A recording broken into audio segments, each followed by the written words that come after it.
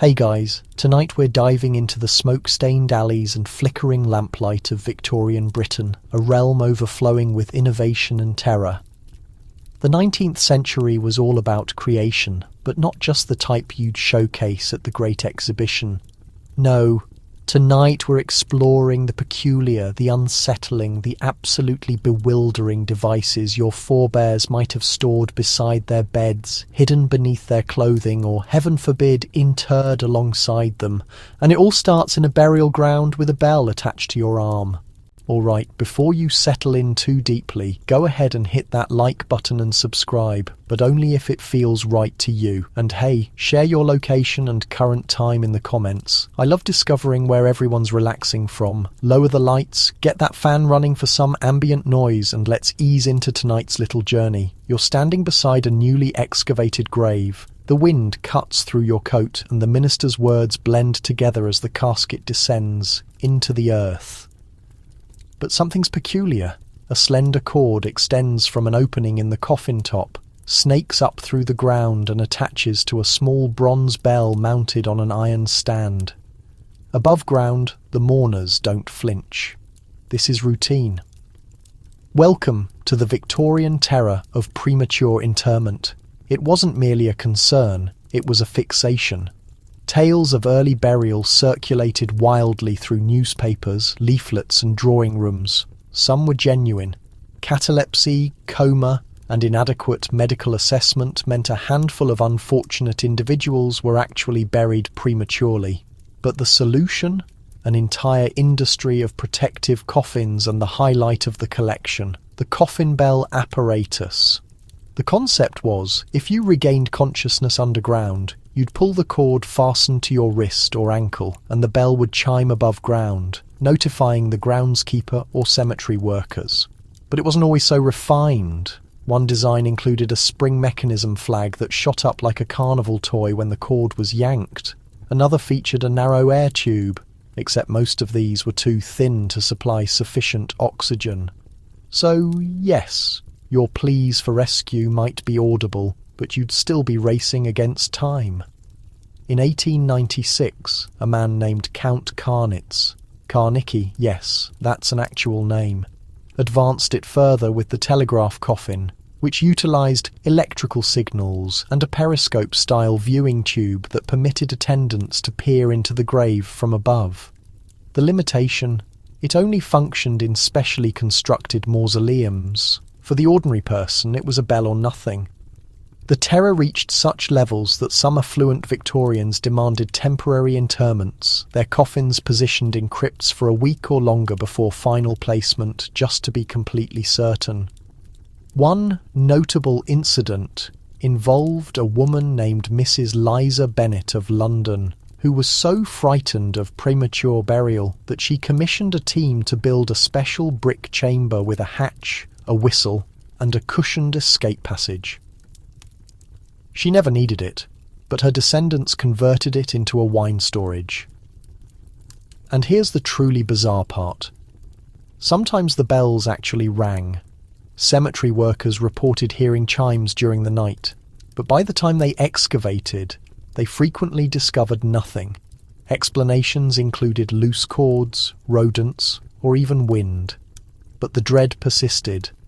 Now picture walking through a graveyard at twilight and hearing a faint metallic tinkle from beneath your feet.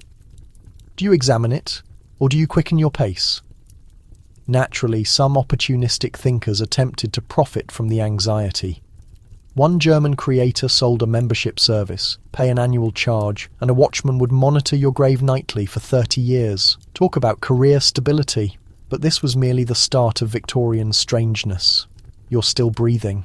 For now, but breakfast is about to become uncomfortable, particularly if you're the proud possessor of a magnificent waxed moustache. The mist still hangs over the cemetery grass as you move away from the tinkling bell and back into the conscious world. Your composure is shaken, but hey, you made it through the night. Time for breakfast. You enter a modest dining area where the fire pops, the tea billows steam, and your upper lip is in genuine danger. Because if you're a respectable Victorian gentleman, there's a strong likelihood you've got a moustache. Not just any moustache, but a lustrous, waxed, impeccably twisted declaration of masculinity and standing. And if that magnificent facial decoration gets damp in your morning tea, well, you might as well be primitive. Introducing the moustache spoon. Yes, this was an authentic item, a modified implement with a delicate curved barrier attached to its top, sort of like a metal crest rising over the bowl of the spoon.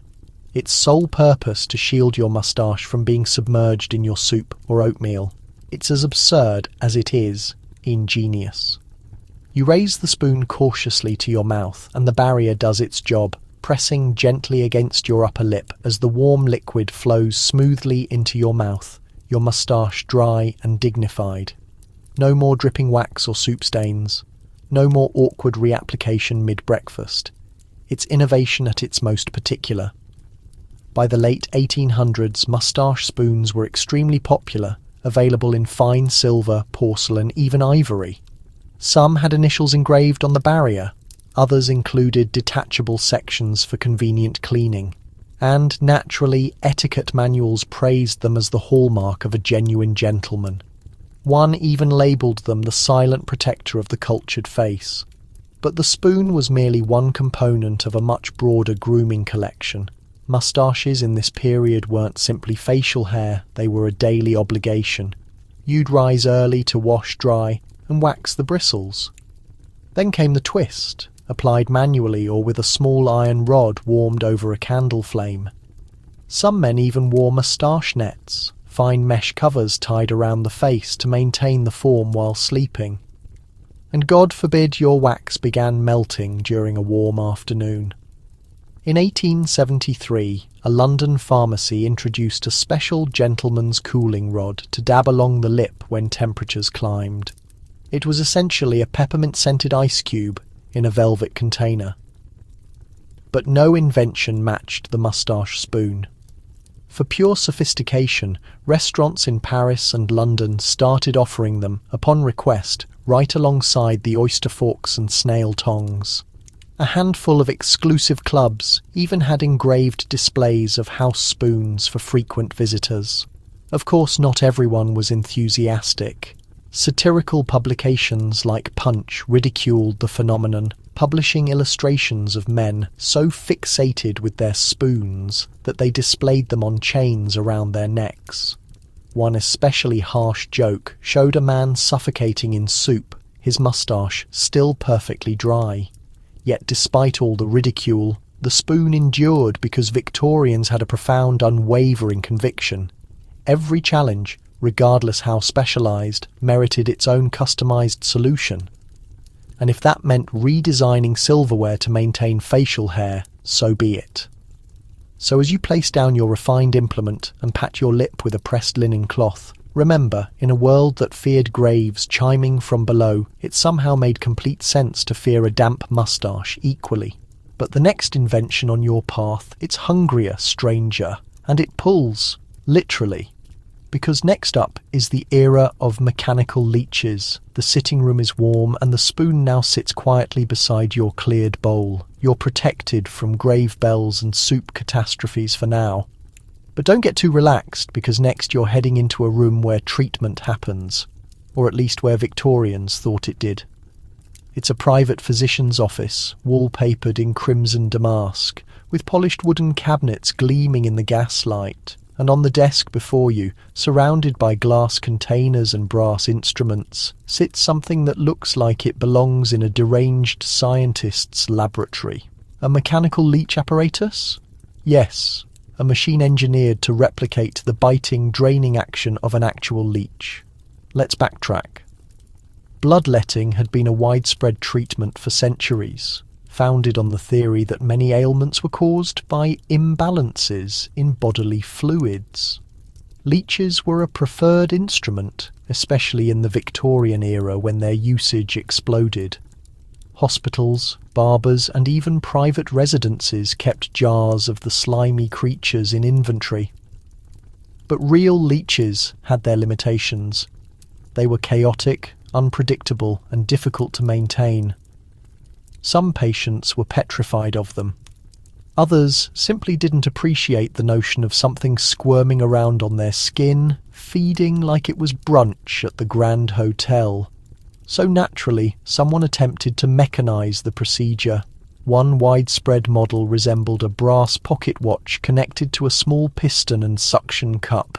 The physician would position the device on your temple, your neck, or your inner thigh, anywhere the blood vessels were near the surface. With a few turns of the handle, the machine generated a vacuum, pulling blood upward into a glass chamber, while a tiny blade pierced the skin. The outcome, striking. Victorian patients frequently believed they could sense the sickness departing their bodies. Doctors described the machines as cleaner, more contemporary alternatives to their squishier counterparts. And since these devices didn't squirm off or attach too long, they were deemed safer in principle. One particularly elaborate version, constructed in 1869, included 3 suction heads, each with adjustable pressure. It was fondly nicknamed the Triple Bleeder. Another model produced music as it operated, supposedly to calm the nerves, but more likely to distract you from the reality that your forehead was being drained by a wind-up vampire. Of course, outcomes were inconsistent. Sometimes the wound clotted too rapidly. Other times, too much blood was extracted. A few unlucky patients lost consciousness mid-treatment, which was either viewed as a sign of effectiveness or a problem with hydration. But there's a stranger development. Mechanical leeches weren't exclusively used on the sick. They were promoted to the healthy. Pamphlets guaranteed benefits like skin rejuvenation, mental clarity, and even improved marital vigour, all from a quick 20-minute session with the device. Ladies were informed that regular facial leeching could diminish redness, prevent blemishes, and preserve a youthful appearance. Sound familiar? It's Victorian microdermabrasion with more suction and less sanitation. And yes, there was a home edition sold through mail-order catalogues. The personal blood purifier arrived with a velvet-lined case, 2 spare blades, and an instruction manual cautioning not to use it more than twice a day. Twice a day. You begin to wonder what kind of society invents a breakfast spoon for moustaches and then follows it up with a brass device engineered to drain your veins. A society fixated with order, appearance, and bodily control. And as the blood drains neatly into its glass chamber, the physician turns to you and says cheerfully, "You'll feel brighter in the morning, but your next stop, it might actually electrocute you." You excuse yourself, politely dabbing at your forehead where the mechanical leech left its neat, circular bite. The physician smiles, his fingers already winding the crank again, preparing for his next client. You, however, are starting to suspect that Victorian medicine had a habit of overshooting the goal. And then you're transported, not to a spa, not to a sanatorium, but to a softly lit back room lined with silk curtains and the faint hum of static. On a dressing table lies something between a corset and a torture device. The electric corset, the next great miracle of Victorian health and fashion.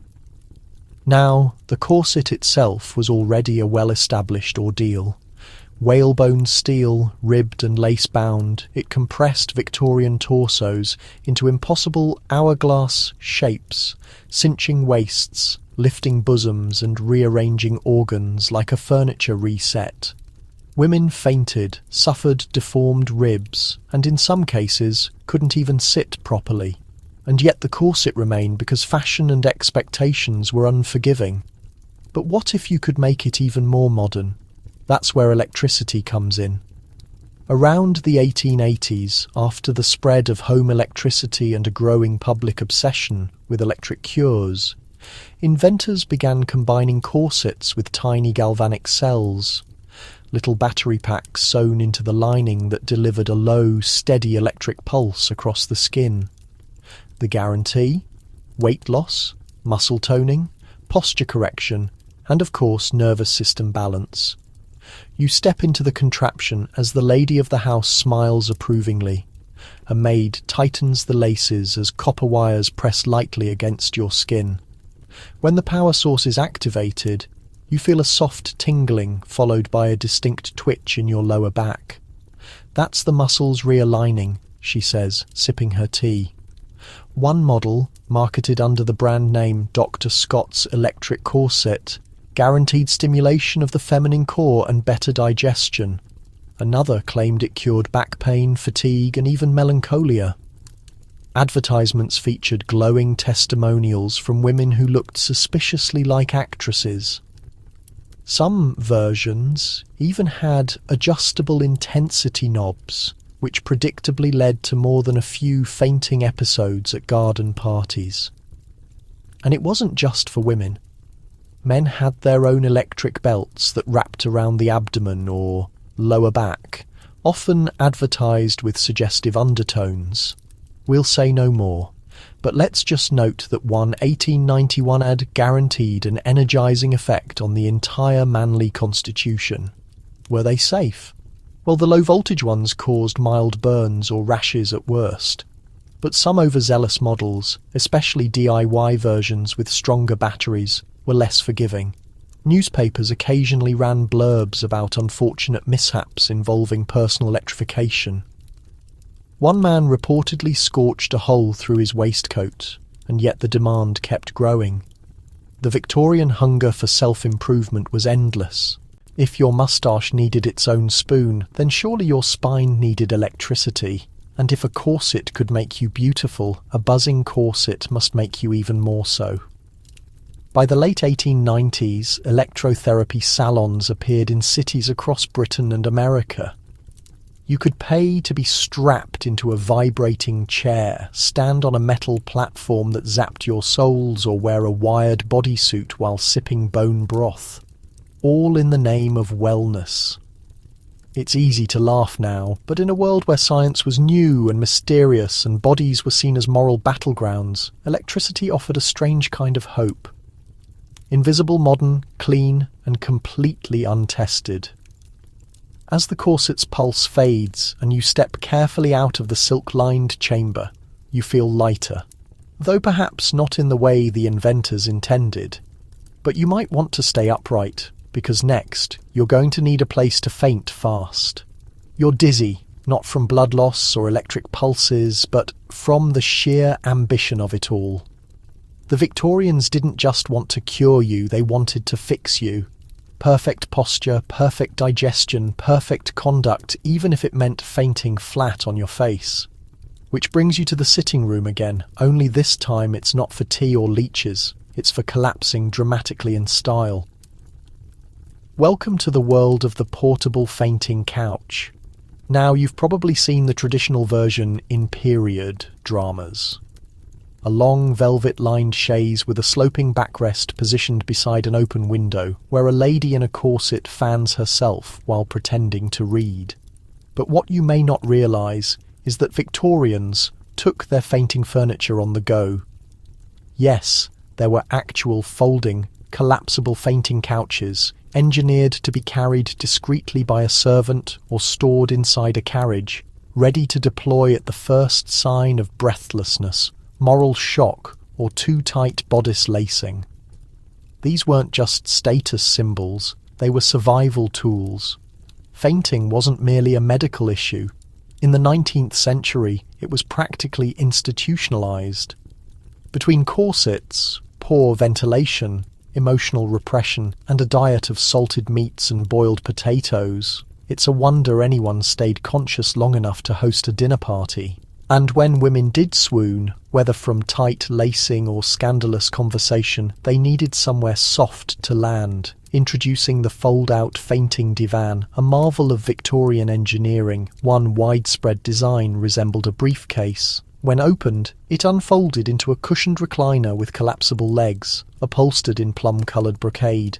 Another, made for upper-class ladies on country holidays, converted from a picnic basket into a chaise with built-in smelling salts and a silk privacy curtain. And don't be fooled, these couches weren't just for women. Men fainted too, especially during heat waves, public speaking engagements, or particularly distressing sermons. One Scottish reverend famously passed out mid-sermon after seeing a woman remove her gloves during prayer. A fainting stool had to be brought in behind the pulpit. In wealthier homes, fainting couches were assigned their own rooms. The withdrawing room, as it was called, often had soft lighting, pastel wallpaper, and perhaps a screen to shield the collapsed from the gaze of curious guests. But if you were out in public, that's where the carriage fainting set came in. Wealthy families would bring their own portable couch to balls or concerts, just in case someone needed to lie back and recalibrate their nerves. One Parisian duchess was known to keep her personal fainting couch mounted to her opera box wall, just above the champagne cooler. Even more fascinating was how fainting itself became a kind of performance. Etiquette. Books detailed the correct way to swoon gracefully with a soft sigh, hand to the forehead, knees bending just so. Falling too hard was vulgar, fainting too often attention-seeking, but done right, it was seen as elegant evidence of a sensitive constitution. Doctors were divided, some blamed corsets, others blamed feminine hysteria. Still others blamed the increased reading habits of young women claiming novels overexcited the mind and weakened the blood. But whether you were swooning from romance restriction or reading too much Jane Austen, the solution was the same. Lie down, breathe slowly, and let the couch carry your burdens. Just don't lie down too long, because the next invention was meant to follow you, rain or shine, and stay firmly strapped to your head. You rise slowly from the fainting couch, cheeks flushed, posture restored, and pride intact. You've survived your episode with Victorian grace. Congratulations. But as you step outside for a bit of fresh air, the weather shifts. A sudden gust sweeps down the street, rattling the iron lampposts. Rain is approaching. No need to rush indoors, though. You're wearing one of the most curious contraptions ever strapped to a person's skull. The umbrella hat. For ladies. It's not a joke. It's not a circus prop. It's an actual piece of wearable engineering, designed to shield the Victorian woman from both sun and storm without forcing her to carry a parasol. Now, the Victorian parasol was already a symbol of status and elegance. Lacy, frilled, and often colour-matched to one's gloves or gown. But it had one fatal flaw. It required a hand. And a free hand wasn't always available when you were clutching a fan, a handbag, and someone's attention. So naturally, someone asked, why not mount the parasol directly to the head? One of the earliest umbrella hat prototypes, patented in the 1870s, featured a lightweight fabric canopy attached to a metal headband. The band was padded, of course, and adjustable via velvet straps beneath the chin. The result? A delicate bobbing circle of shade floating several inches above your hairdo. It was fashionable briefly. Newspapers referred to it as the hands-free bonnet, and while some mocked it, others praised it as the solution for garden walks, seaside strolls, and even pigeon feeding in the park. It protected elaborate hairstyles from drizzle and minimised sun exposure, a real concern since pale skin was a mark of gentility. One particularly committed designer went a step further, adding wind clips to the frame, tiny spring-loaded clasps that gripped your hair to prevent lift-off in a gust. Of course, these sometimes failed, resulting in runaway umbrellas flying off ladies' heads like startled pheasants. But there was innovation beyond protection. A few umbrella hats featured mirrored undersides so the wearer could discreetly check her makeup without drawing attention. Others had small hooks from which one could hang a handkerchief fan or even a small coin purse. Men had their versions too, though more utilitarian and less adorned. Working-class umbrella caps became popular among gardeners and fishmongers. One London newspaper praised the hat's ability to keep both hands free for the business of selling oysters in inclement weather. Of course, not all feedback was glowing. Punch magazine ran a biting cartoon of a lady at a funeral, her umbrella hat dripping rainwater onto the clergyman's Bible. In another satire, a gentleman bows to a lady and is immediately stabbed in the eye by her brim's metal support rod.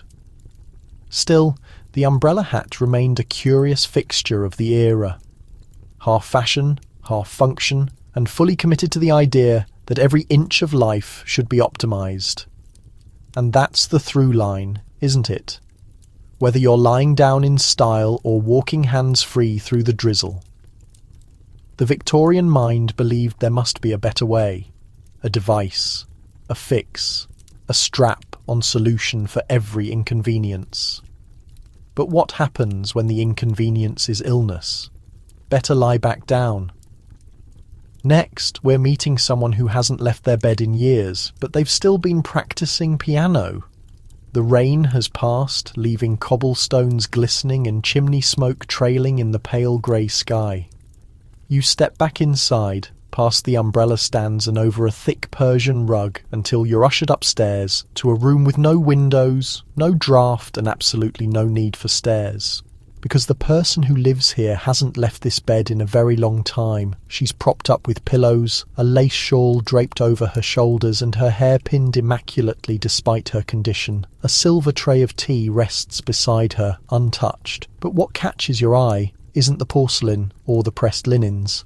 It's the piano. Specifically, the upright piano, built sideways, bolted to the bed frame like a musical appendage. Welcome to the curious world of the bedridden piano, a Victorian invention made for those confined to their beds due to illness, convalescence, or lifelong fragility. But this wasn't just a noble gesture of comfort. It was about productivity, dignity, and the refusal to waste even a moment of potential. The piano on its own is a remarkable feat of engineering. Its keys are positioned vertically instead of in the traditional horizontal line, angled outwards towards the person using it. A cushioned support for the wrist extends out just over the patient's bedsheets, enabling the player to perform with very little movement from their arms. A clever network of levers redirects the internal hammers so that the sound produced is still that of a proper upright instrument. But the inner workings are entirely specialised for someone lying flat. The woman shows this by letting her fingers flutter across the keys like moths. The tune is gentle, a simple nocturne, and it is not perfect. But truly, that is beside the point. She is not playing for an audience or a grade. She is playing as a self-reminder that this ability is still hers. These kinds of specialised devices were not only found in private homes.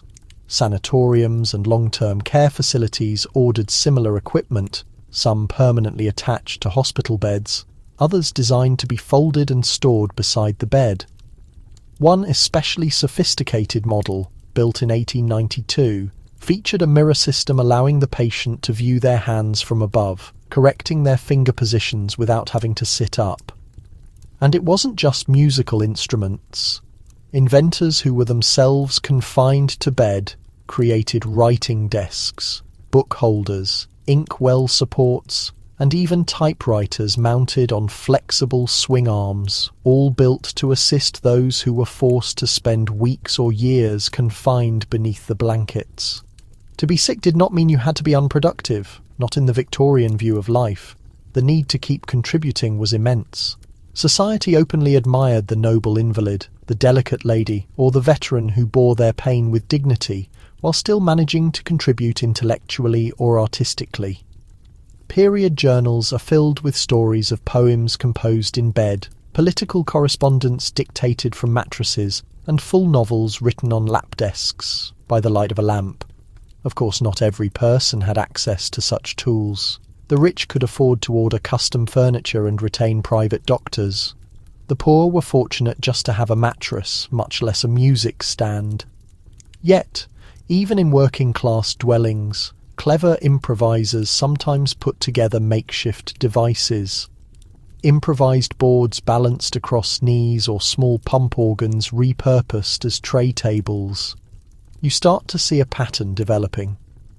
In this time, sickness was not a reason to avoid expectation.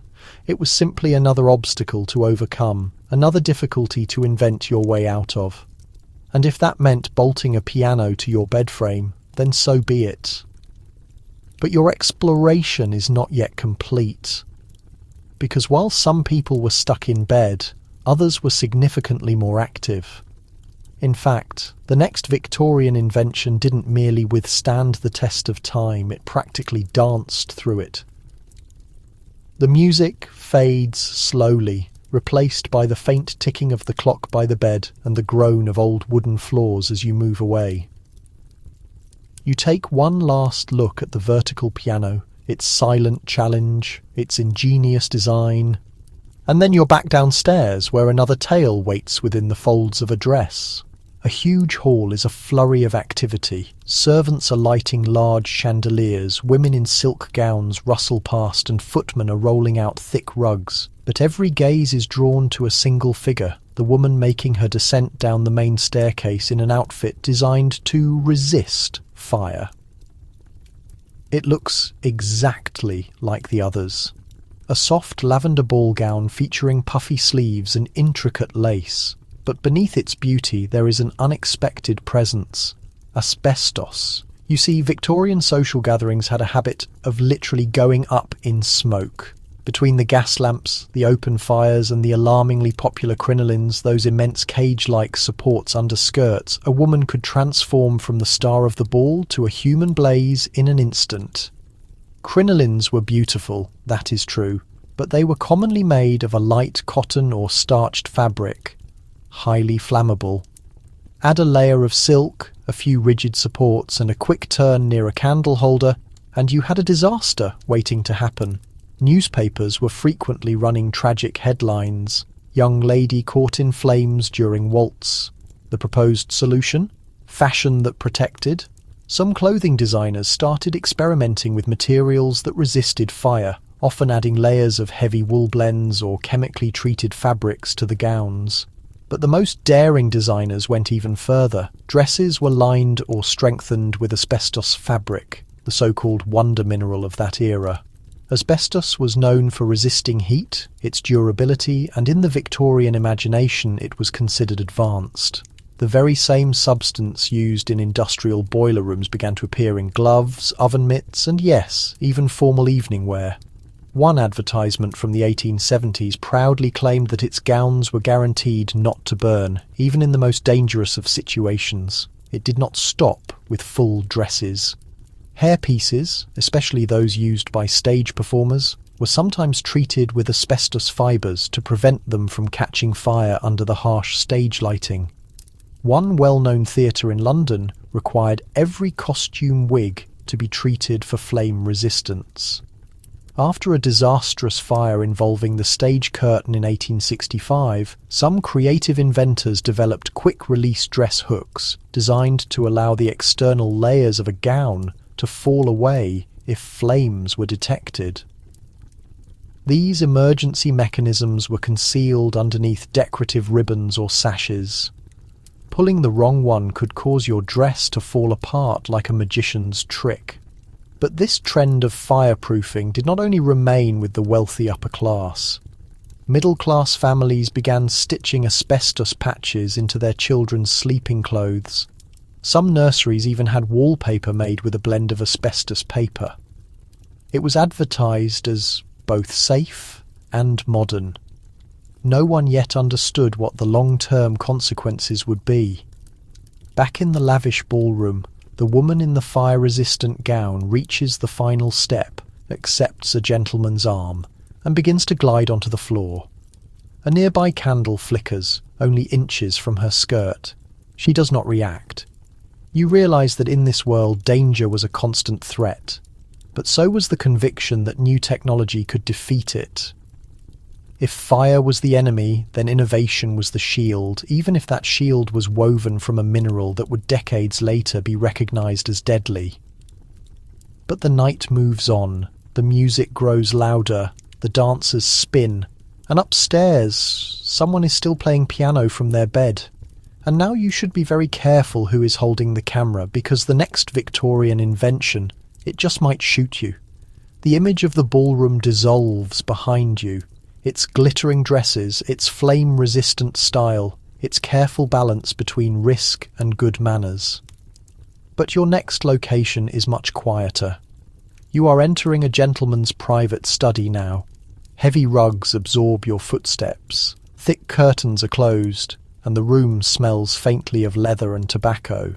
On the large desk sits a strange object. Initially, it appears to be a camera an old-style model, boxy and black, with a lens made of brass and a crank handle on the side. But something is wrong. Something about it feels distinctly unsafe, because this is not just a camera. It is a revolver camera, a bizarre Victorian contraption that combines picture-taking and guns in one single thoroughly unnecessary package. Yes, you understood correctly. A camera that could literally shoot someone, in both possible meanings of the word.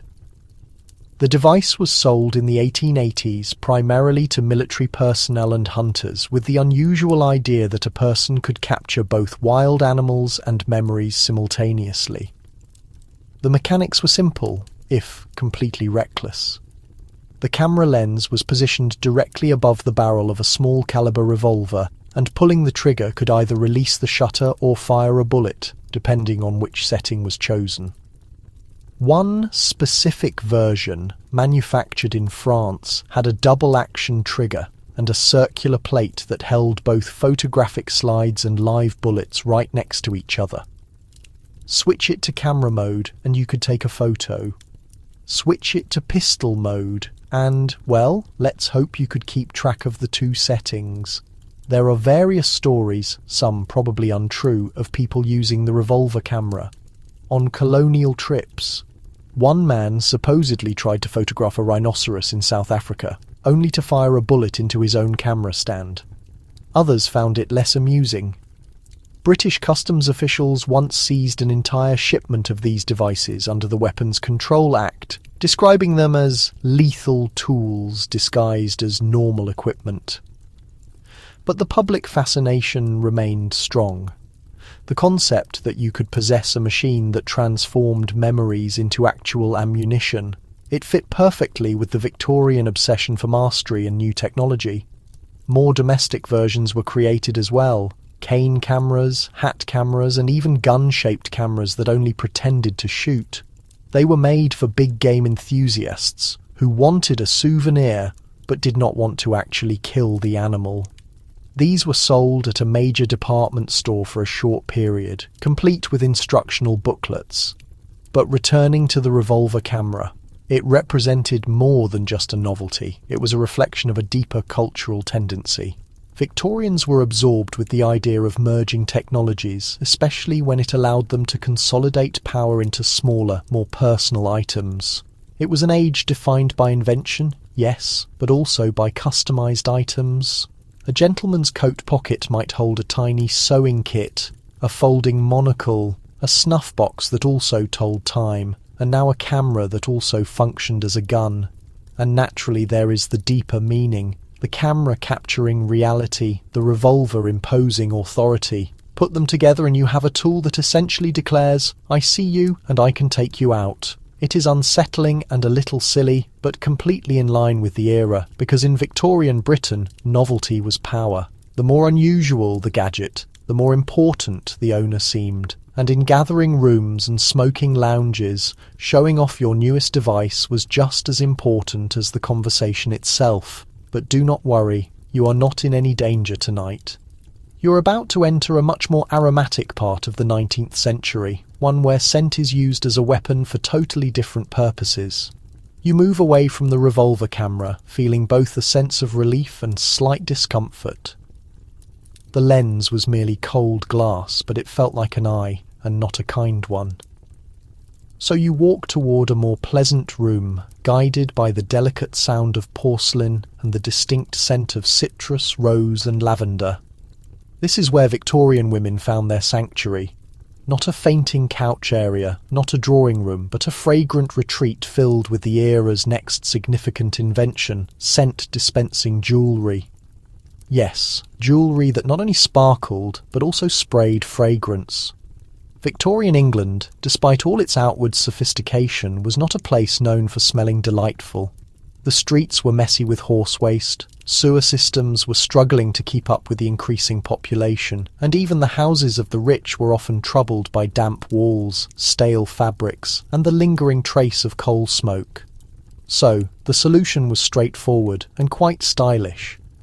Incorporate perfume into your personal accessories. The best-known example is the vinaigrette pendant. These were small, hinged lockets, frequently crafted from silver or gold, made to contain an absorbent piece of cloth soaked in aromatic oils or strong vinegar. A decorative metal cover concealed the pad, allowing the aroma to drift gently out. When bad smells arose or a woman felt faint, she could quickly lift the pendant to her nose and take a quiet breath of peppermint or lemon. It was not limited to pendants. Brooches, rings, and even decorative fans included tiny compartments for scent. One ring, reportedly designed for the Queen herself, could hold 2 separate perfumes, one floral, one citrus, and be switched between them with a tiny mechanism depending on the situation. Imagine rotating your ring to a rose scent when speaking with a suitor and to a clove scent when passing a fish market. And then came the real attention grabbers, atomizer necklaces. These were much more advanced. Somewhere between a gadget and a piece of jewellery, they included a small bulb that could be gently squeezed, releasing a delicate mist of perfume through a concealed opening. Some were so cleverly hidden, they were built right into hat pins. One model from France even played a small tune when it was activated. But scent dispensing accessories were not only about luxury, they also functioned as a protective measure. Victorian ladies frequently carried small bunches of flowers, small bouquets laced with strong-smelling herbs, not for decoration, but to shield their nostrils from the unpleasant city air. You might walk past a meat market, raise your bouquet, and breathe through thyme and camphor until the air became better. In some instances, the scented jewellery became nearly medicinal. Lockers based on ammonia were worn to quickly revive people who were prone to fainting. Eucalyptus oils were released through lace wrist cuffs to help ward off diseases. One pharmacist advertised a brooch to repel pests for women travelling abroad, heavily scented with clove vinegar and crushed mint leaves. And of course there were there were some minor scandals. One duchess was seen spraying perfume directly at another woman's feet during a formal dinner, a subtle but distinct insult in scent-based social combat. Another reportedly carried musk-soaked gloves, which she would press to her face whenever a less fashionable guest approached. But through all of these examples, one constant was clear. Victorians used scent as a weapon. Whether it was for social appeal, self-defense, or simply to survive, your sense of smell became a tool for social strategy, and your jewellery transformed into a tiny, fragrant weapon. So next time you imagine a polite, gloved lady gently fanning herself at the theatre, remember she may appear fragile, but she is carrying peppermint oil, vinegar vapour, and enough lavender to overpower a small animal. And up next, we are going back to the world of medicine. But forget actual leeches. It is time for the mechanical version, spring-loaded, metallic, and definitely not approved by modern standards. The lingering perfume scent remains faintly on your clothes as you enter the next room. You half expect to see another velvet seat, another satin fan. But this room smells distinctly different, sharper, like metal, like something that is sterile, but not truly clean. You have walked into the private examination room of a respected Victorian doctor, and he is clearly glowing with pride as he reveals his newest masterpiece. Not a new medication, not a new health drink, but something older, improved, modernised, and made just mechanical enough to be taken seriously. He carefully opens a leather case lined with a soft cloth, and inside lies the artificial leech. At first glance, it resembles an angry pocket watch, shiny brass, complex internal gears, and a small lever on the side. But its purpose is clear. It is designed to perform exactly what a real leech does, draw blood, but without the unpleasant crawling, the stickiness, or the awkward social situation.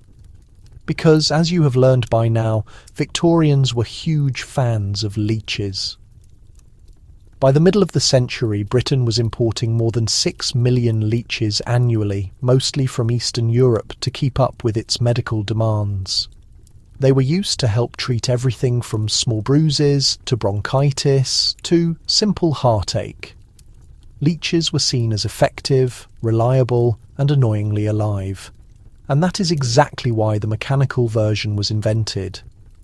Developed in the 1840s by a French physician, this elegant device included a spring-loaded cutting blade, a small area for suction, and a carefully calibrated mechanism that perfectly copied the gentle pressure of a feeding leech. The doctor would position the device onto the patient's skin, typically the lower back, temple, or neck, and firmly press the lever. A soft click, a small cut opened. The cup created a perfect seal. Blood would quickly begin to fill the chamber. No squirming, no attempts to escape, no need to keep them cool in a jar. For many patients, it felt more civilized, particularly among the city-dwelling middle class who were becoming increasingly uncomfortable with traditional natural remedies that resembled swamp creatures. One London advertisement guaranteed that the mechanical leech would offer precision, dignity, and proper manners in every use. Some models even featured transparent domes so patients could observe the blood collecting, a curiously fascinating Victorian pastime. Others provided settings for adjustable depth, allowing the doctor to decide how aggressively to draw the patient's blood. Think of it as the 19th century version of choosing your preferred spa pressure. But like many medical fads, it went too far. Barbers started offering the service as part of a high-end shave. One beauty salon claimed it could rejuvenate tired-looking skin by extracting a small amount of blood from each temple area. One particularly enthusiastic inventor sold a model meant for use at home, with a reassuring label that stated no medical expertise needed. However, the results were not consistent. Some patients liked the mechanical, clean feel. Others fainted due to the sharp pain, which was often more intense than the bite of a real leech. Unlike their living counterparts, these devices did not numb the skin with saliva. They simply cut and extracted. Doctors began to question the safety. Some chose to stick with their live leeches, dismissing the machine as unnatural. Others fully embraced it, even trying out steam-powered suction for a quicker and more dramatic effect. There is a certain comical quality to all of this, isn't there? In a society so eager to abandon old superstitions and embrace science, they invented a machine to imitate a worm, as if packaging the unpleasant process in a combination of brass and velvet made it any more acceptable. But that is the Victorian approach. Take something messy, basic and natural and give it gears, formality and a fancy logo. And next they will attempt to do the same thing to your face. The mechanical leech is returned to its soft velvet box, shining smugly in the soft lamplight, as if it has won an award for the most sophisticated parasite. You give a polite nod to the beaming doctor and quietly leave the room, grateful perhaps that you still have all your blood. But your next destination is even more strange, because it is now dark and someone is getting ready for bed. Not just with a candle and a pot, but with tight straps, melted wax, and what appears to be a small mould used for pressing pastries. You have arrived at the bedside of a woman practicing one of the era's most silently obsessive routines, the face mask for beauty sleep. No, not a soothing spa mask or a dab of essential oil. This is a hard, flesh-coloured facial brace designed to keep the skin firmly in place so it would not dare to wrinkle, fold or droop while its owner slept. Victorian women, especially those of high social standing, were taught that the process of ageing was not only guaranteed, it was a personal failing, so the act of sleep itself became dangerous. The way your cheek rested on the pillow that could lead to lasting creases, the natural relaxing of the muscles overnight. That was practically an act of sabotage. Here was the solution. A mask made of leather or wax moulded precisely to the curves of the face, worn tightly while sleeping to keep every single muscle held still. The most popular versions featured tiny metal supports beneath the surface, giving them structure. The material on the outside was often hardened with gelatin or beeswax. On the inside, minimal padding lined the areas around the eyes and nose, just enough to make it tolerable. According to a beauty manual published in 1884, the mask was fastened at the back of the head with ribbons or held in place with a strap beneath the chin. And yes, it was precisely as uncomfortable as you imagine. You lay down in the bed, staring up at the ceiling, breathing carefully through your nose, too afraid to move. The mask presses firmly down on your skin, pulling your cheeks back into position and holding your forehead firm like a baking dish. You are quite literally sleeping inside a mould. And the most unsettling detail? This was not something only extreme people did. Beauty manuals recommended using it nightly, ideally starting in a woman's early 20s. Some guides even suggested combining it with daytime facial workouts, including making exaggerated expressions in front of a mirror. One exercise, playfully named the Eternal Smile, instructed women to hold a wide grin for 10 minutes continuously to help strengthen the jawline. Of course, this nightly ritual was noticed. Husbands complained in their letters and journals about their waxen wives comparing bedtime to lying next to a store mannequin. One frustrated man described the noise of the mask, slightly moving in the dark, as similar to parchment crinkling under a heavy boot. There were also incidents. Masks that were left on for too long could cause skin irritation, open sores, or even temporary loss of muscle control in the face. One woman reportedly awoke to find that the lining of her mask had partially melted in the warmth, sticking firmly to her eyebrows. Still, the practice continued because, as is true with so many Victorian inventions, discomfort was not a fault. It was a clear sign of success. If it felt painful, if it limited movement, if it required strict discipline, then surely it must be effective. And so, every night, a generation of women went to bed, not seeking rest, but instead attempting to defy the passage of time itself. But speaking of sleep, not every young child was lucky enough to sleep indoors. Next, we are going out the window, and quite literally to look at one of the most unintentionally frightening inventions in Victorian childcare. The wax mask is now removed. Your face feels exposed, though you are not entirely sure your skin will ever fully recover. Morning light streams through the curtains as you head toward the nursery. You expect to see wooden playthings, a rocking chair, perhaps a small crib with a lace edge. But instead, you find a very large open window, and hanging just outside it several floors above the busy street is a metal-framed box. No, not intended for a bird. It is for a baby. Welcome to the Victorian baby cage, one of the most unsettling and oddly widespread parenting devices of the early 20th century. Although its origins are found in Victorian theories about fresh air, health, and how children develop, the truly alarming part is how it was implemented. Let's imagine the scenario. It is 7:30 a.m. A mother in London bundles her infant in a warm blanket, gently lifts them up, and instead of placing them in a crib, she opens the window. A chilly blast of air enters the room. She steps closer and slides the baby into the wire mesh box bolted securely to the external wall of her apartment building. From the street below, it looks like someone is airing out a basket of clothes or keeping a very calm bird. But this was considered quite serious. The baby cage, sometimes called a health balcony, was created to provide constant sunlight and fresh air to infants in the city who did not have access to parks or safe outdoor areas. Doctors at the time firmly believed that clean, moving air was vital for a child's proper development. And they had a point. Victorian cities were struggling with high rates of respiratory illnesses like rickets and tuberculosis, both of which were made worse by polluted, damp, or poorly ventilated living spaces. The proposed solution?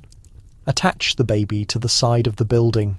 These cages were typically constructed with wire mesh and strong metal bars, with a solid wooden bottom and a light cover for shade.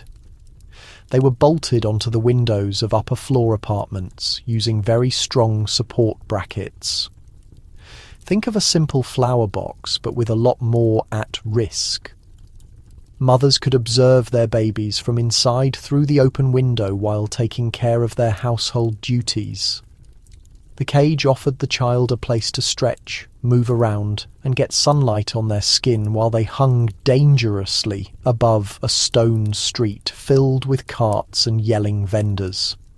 One pamphlet from 1906 called it an amazing invention for modern urban parenting.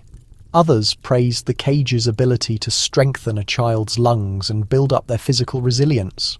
Some cages even featured small metal bars or toys attached to the ceiling, early versions of a crib mobile with an added bonus of terrifying height. Of course, there were unfortunate incidents. Brackets sometimes failed, metal welds rusted. A particularly upsetting report from 1913 mentions a nanny who forgot to lock the cage's entrance before briefly leaving the room. The outcome was precisely the nightmare scenario you are imagining, yet the cages became more common throughout the early 1900s, especially in densely populated cities like New York and London. Even a future First Lady used one briefly for her daughter before her neighbours raised objections. It is important to remember that these cages were not a phenomenon limited to the working class. They were marketed as modern, health-focused options and often cost more than a traditional baby carriage. Wealthy families purchased them to demonstrate they were keeping up with the newest medical advice. Because in the Victorian and post-Victorian world, good parenting meant doing whatever the latest experts suggested, regardless of how strange it looked dangling from the fourth floor. And so, somewhere in the city, an infant happily makes noises in their wire pod, their small feet dangling in the breeze while people passing by look up and nervously wince. But inside the nursery, back in the warmth, you are about to discover something just as strange and much less breezy, because next up is a suitcase that does not roll along the ground. It launches itself.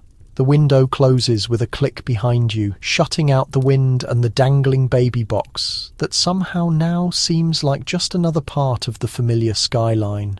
You take a calming breath, once again surrounded by patterned wallpaper and clean wooden floors.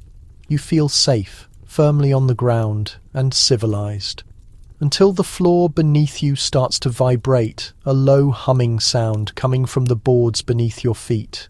You follow the sound down the hallway into the main living room and finally into a little used door at the back of the house, one that leads to a staircase, then down into the basement.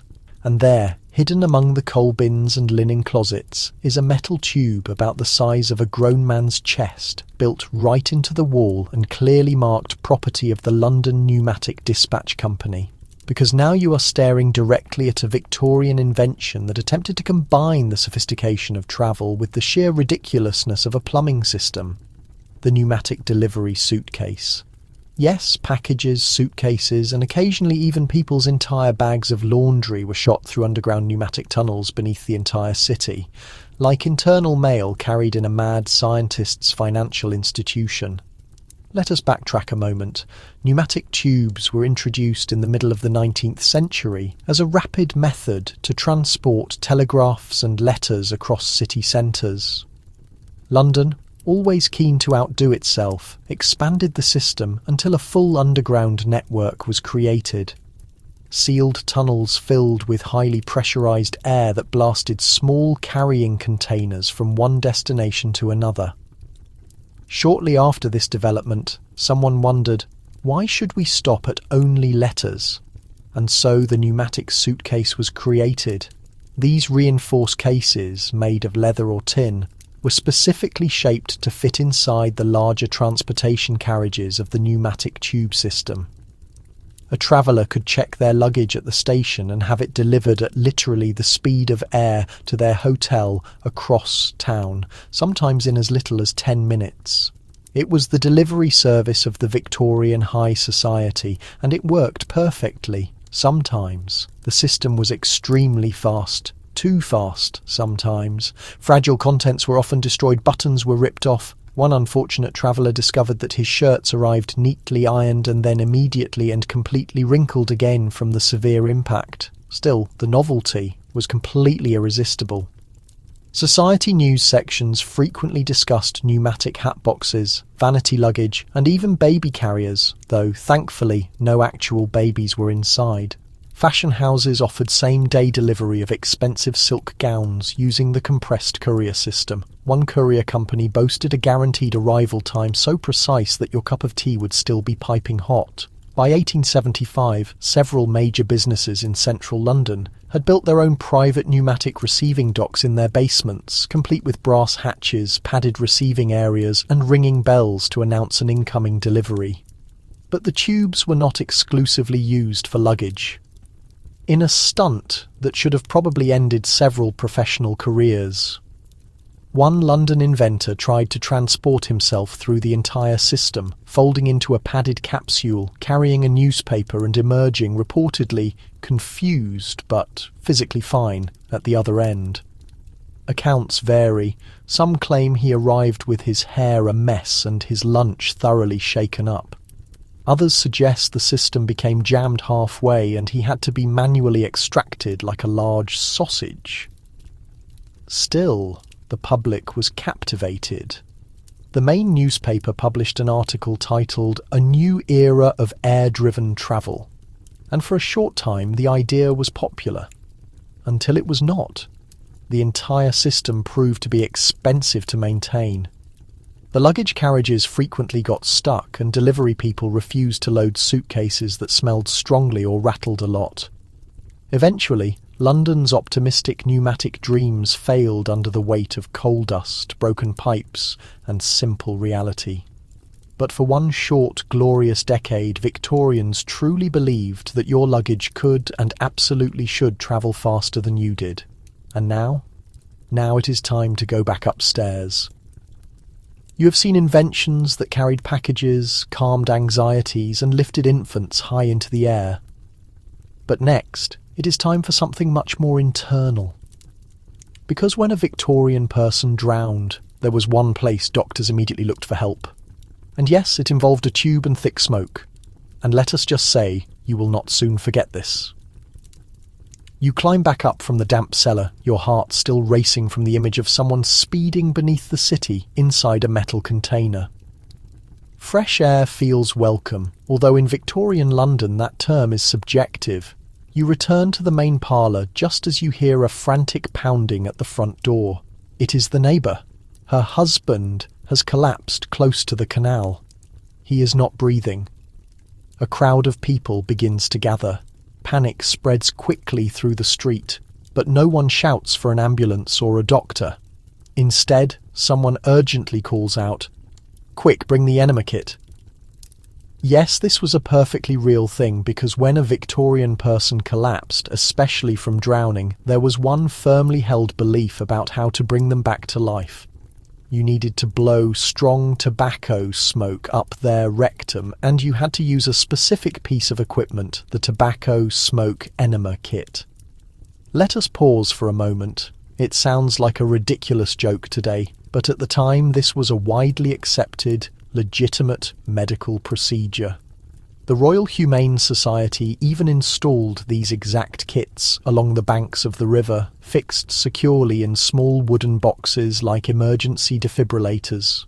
A brass sign would clearly read, in case of apparent drowning, apply warmth, attempt to restore breath, and then introduce tobacco smoke. The thinking behind it was strangely consistent with the era's general logic. Victorians believed that smoke was a stimulant, that its heat and movement could somehow restart the body's essential functions. If a person's lungs were not working, then surely stimulating the other end of the body might somehow jumpstart the entire system from below. The actual kit was a marvel of completely terrible design. It usually contained a small set of bellows, a leather tube, and a pipe-shaped insertion nozzle, all neatly organised into a small carrying box. The person attempting the rescue would fill the pipe with dried tobacco leaves, light them, then quickly squeeze the bellows to pump a steady stream of smoke into the unconscious person's rectum. And just like that, you have turned a drowning victim into a human chimney. Did it ever work? Occasionally, yes, but not for the reason they believed. Modern medical understanding suggests that it was not the smoke that brought people back to life, it was the pressure of the air being forced into the body. The actual act of forced insufflation could potentially stimulate a gasp reflex or trigger the diaphragm. In other words, they had accidentally stumbled upon a very crude form of life support. However, the tobacco was considered completely essential. Specific blends were often suggested by certain kits, frequently including menthol or spices for heightened effect. One doctor insisted on cinnamon-infused leaves. Another specialist swore by Highland-cut shag tobacco, claiming it restored both the moral character and the patient's breath. But this was not an experimental practice. Contemporary medical manuals detailed the procedure. They included rescue posters and printed diagrams. Some even suggested warming the bellows beforehand so the smoke would be comfortably warm when administered. And yes, accidents happened. One hapless surgeon in Yorkshire attempted to revive a collapsed dinner guest with a faulty kit, only to ignite the man's trousers. Another rescuer was reportedly knocked unconscious when a misfiring bellows exploded mid-pump. Eventually, the method faded as modern cardiopulmonary resuscitation developed and public attitudes changed. But for decades, the tobacco enema represented frontier medicine, audacious, strange, and profoundly Victorian in its determination to act, regardless of how peculiar. And, as you watch the neighbour vanish down the street, clutching her emergency smoke kit like a sacred object, you realise something essential. This wasn't merely about medical practice. It was about asserting control over death itself. About forcing air into lifeless lungs using the materials they relied on, brass, smoke, and unwavering self-assurance. But do not fret, you are alive and sound, which means you can return to presenting the right image, beginning with the gesture of the hat. You stand by the window, observing the last plumes of smoke curl into the atmosphere, half expecting applause or at least a polite cough. But nothing happens. The crowd disperses, the street returns to its usual bustle, and Victorian life resumes with remarkable indifference. You redirect your focus inward once more, back into the drawing room, where a gentleman is adjusting his coat, smoothing his gloves, and waiting patiently for something extraordinary to occur. With a gentle sound, his hat tips on its own. Precisely. No hand movement, no gesture, no nod necessary. This is the function of the self-tipping hat mechanism, a triumph of mechanical etiquette that allowed the preoccupied Victorian gentleman to convey courteous acknowledgement without ever moving a finger. The logic behind it is surprisingly rational. In a culture fixated on manners and social ceremonies, the tipping of a hat constituted a minor but socially critical agreement. Ignore it, and you were impolite. Exaggerate it, and you appeared foolish. Therefore, why not completely automate the action? One of the earliest designs featured a spring-loaded hinge hidden inside the hat's brim. A subtle cord ran down through the coat lining, fastened near the waist or wrist.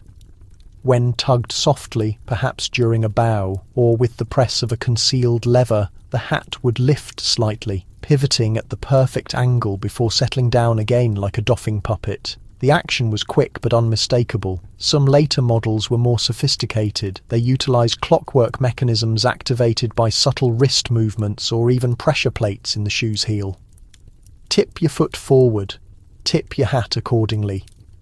And yes, there were hat makers who specialized in these gentlemen's response devices. You would enter a custom shop, have your head measured, and be presented with a selection of tip styles. Rapid, leisurely, dramatic, subtle. One luxury model offered 2 tipping modes, a morning greeting and a romantic flourish, the latter involving a slight rotation as the hat ascended. The aristocracy loved it. Politicians cherished it. One member of Parliament asserted he tipped his hat over 200 times daily and lacked the time for manual repetition. The mechanical tip preserved his wrist and, he joked, his marriage. But as with most Victorian innovations, things occasionally went awry. One overly enthusiastic mechanism backfired during a funeral, accidentally launching the hat several feet into the air mid-procession. Another man's hat continued tipping spontaneously due to a broken spring, nodding uncontrollably during a discussion about inheritance and causing profound confusion.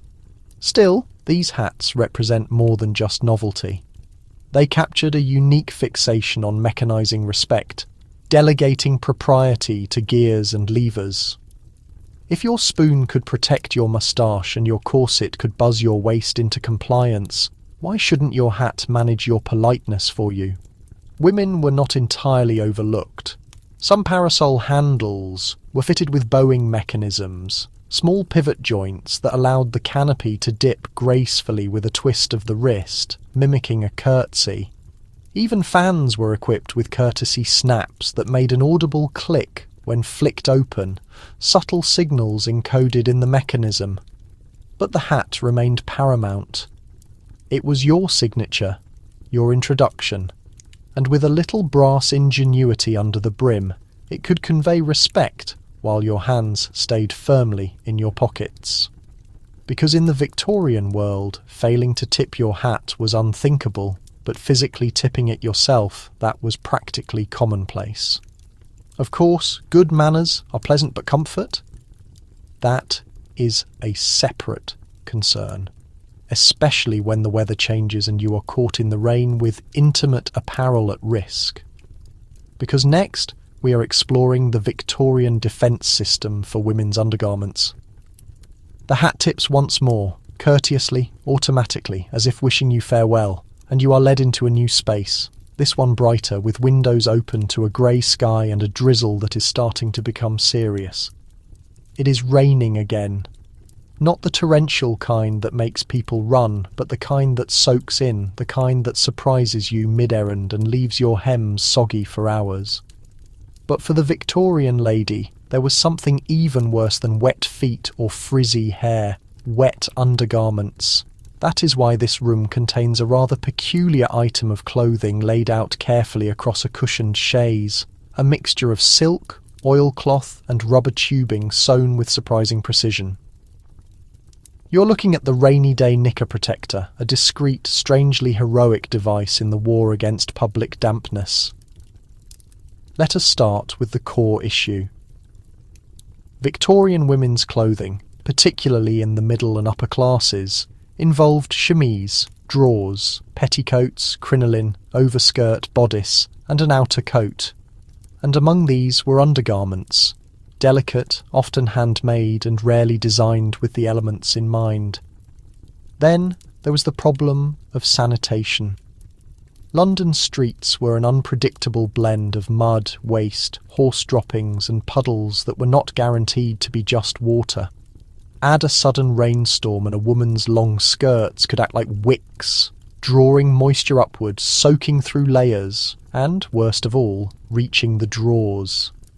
Enter the rainy day solution, a type of rubberized harness worn beneath the skirts and petticoats, guarding the undergarments from any creeping wetness.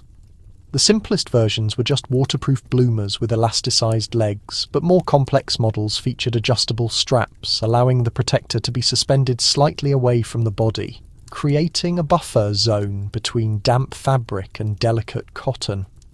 One particularly innovative design, shown in an 1888 issue of the Ladies' Home Companion, included detachable oilcloth panels that clipped onto the hem of your skirt and channeled rain away from the body like tiny awnings. Imagine transforming your entire ensemble into a water runoff system. For some women, this gear was not optional. Street vendors, errand girls and governesses who spent hours walking through unpredictable weather relied on these devices, not just for comfort, but for fundamental cleanliness. Public restrooms were scarce, spare clothes even scarcer, and so anything that kept you dry, where it mattered most, was life-saving. The materials differed. Earlier versions used waxed canvas or starched linen treated with alum, but after the invention of vulcanized rubber, protectors became more flexible and more subtle. One popular model was lined in black silk, making it look more like luxurious lingerie than a battlefield shield. Retailers promoted them as ladylike discretion and seasonal sense. They were not exactly appropriate for dinner party talk, but they were discussed in hushed tones in department stores and shared between sisters. Some even came with matching boot gaiters and a coordinating rain bonnet pouch so the well-prepared lady could be fully protected for any downpour. And yet, for all their utility, these garments presented drawbacks. Rubber does not breathe, moisture, once trapped, did not always escape, and wearing the same pair for too long could lead to chafing, rashes, or what one nurse delicately referred to as a tendency toward blooming. Still, the rainy day knicker protector maintained its position in the secret arsenal of Victorian womanhood. It symbolised quiet resistance, of not allowing the weather to dictate your decorum. And while the upper classes may have worn them beneath satin and lace, the working women of London, Manchester and Glasgow wore theirs with resilience. They could not afford to be caught off guard by the rain or anything else, because ultimately staying dry was more than just comfort. It was control. And speaking of control, next we are moving north to the neck, where standing straight was not just a figure of speech, it was a piece of equipment. The rain diminishes to a mist, and somewhere outside, a horse-drawn cart rumbles through a puddle, sending up a spray that will be someone else's problem, not yours.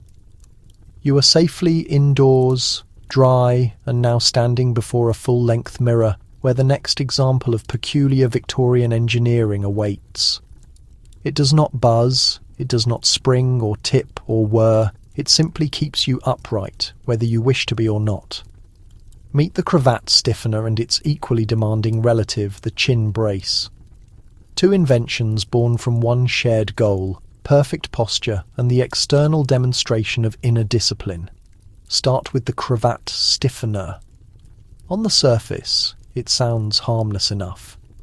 Cravats, those flowing knotted strips of cloth worn around the neck, were a key element of Victorian male fashion, particularly among the upper classes. They suggested refinement, composure, and above all, self-control. But soft fabric has a major weakness. It droops, it wilts, it folds under pressure, and so the stiffener came into use, typically constructed from whalebone, wire or starch linen, reinforced with thin wooden slats. The stiffener sat underneath the cravat, pressing gently but firmly against the throat. Its purpose was to keep the neck straight, the head elevated, and the knot perfectly centred hour after hour. In certain cases, these stiffeners were integrated into the collar, creating what felt like a miniature wall around the neck. One design even locked into place with a tiny brass pin just in case the gentleman dared to relax during a dinner toast. But then came the chin brace, originally marketed to teenagers with weak chins or poor posture. The brace was a leather or canvas strap worn beneath the jaw, attached to a harness that rested across the upper back.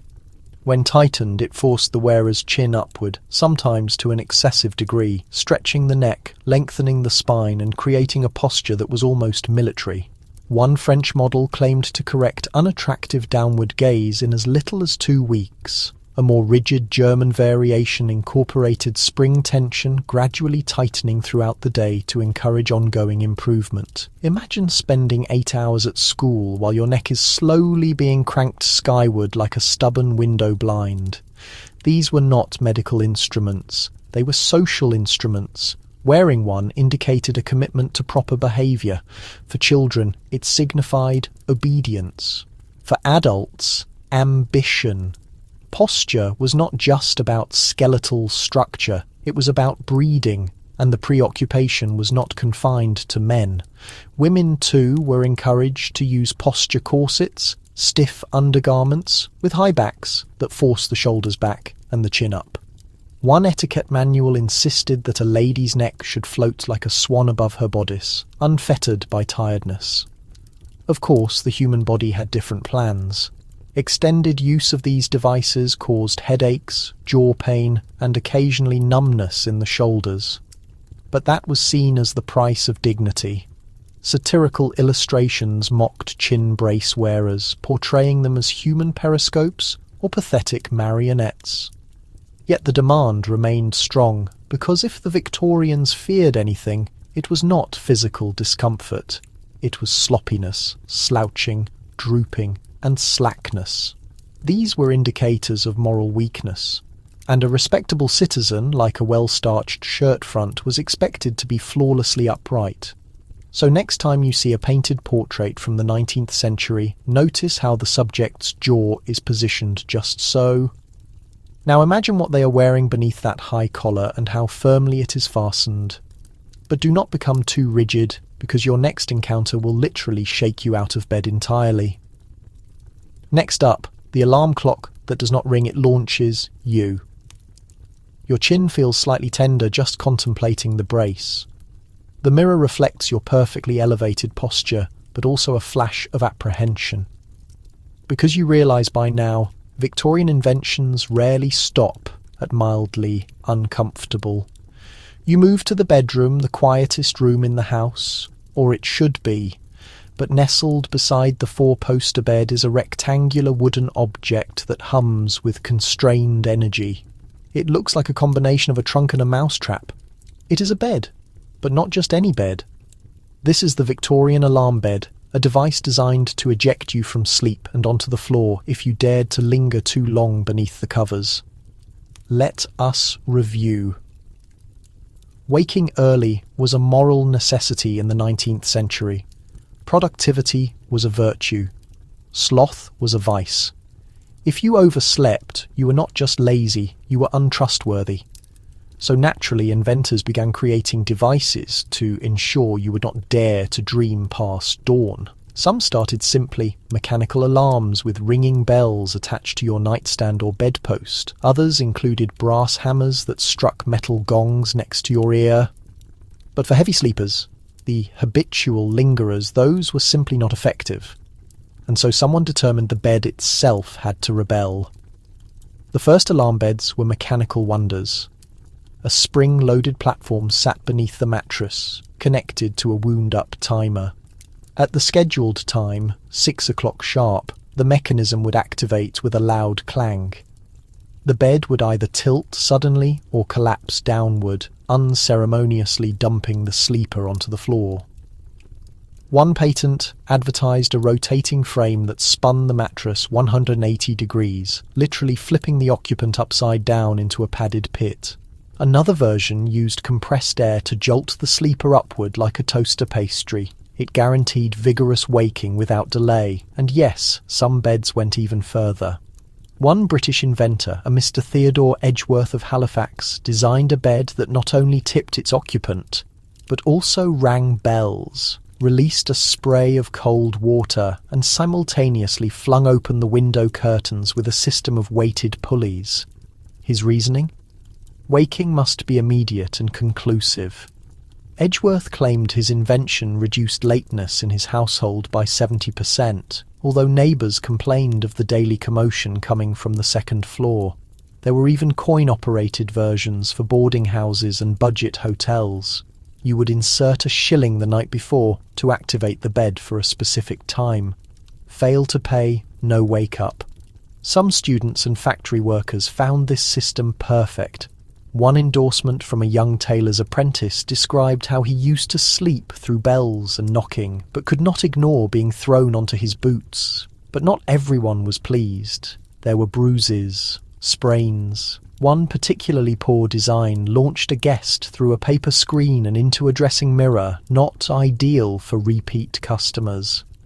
Still, the Victorian logic remained constant. Comfort should never jeopardize productivity.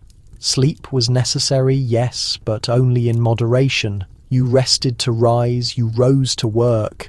And if that meant waking up airborne, so be it. One advertisement even boasted, guaranteed to eliminate dreams, dawdling and disgrace. And perhaps it did, because after being ejected from your own bed, you likely would not dare to press snooze. But once you were awake, what next? Breakfast? A bath? How about one final outfit refinement? Something decorative, yes, but also fragrant, because next you are off to encounter the walking perfume bottle that Victorians called jewellery. You rub your shoulder as you pick yourself off the floor, rudely introduced to the day by springs, levers, and the Victorian equivalent of a cannon blast. The bed creaks innocently behind you, already resetting itself for tomorrow's ambush. But your morning is not over. In fact, it is only just beginning. Because what is the use of rising early, by force or otherwise, if you are not perfectly prepared for public view? And in the Victorian world, that meant being not only dressed and upright, but delicately perfumed. And if you are stylish, perfumed by conscious design. You return to the dressing table, where a delicate chain lies coiled atop a velvet cushion. It is not just a necklace, it is an aromatic chatelaine, a piece of jewellery made to carry scents, medicines, or both right there at your waist or throat. The chatelaine itself is a relic from earlier centuries, a decorative clasp worn at the belt from which dangled household keys, thimbles, or sewing tools. But in the Victorian era, it transformed into something far more intricate and much more scented.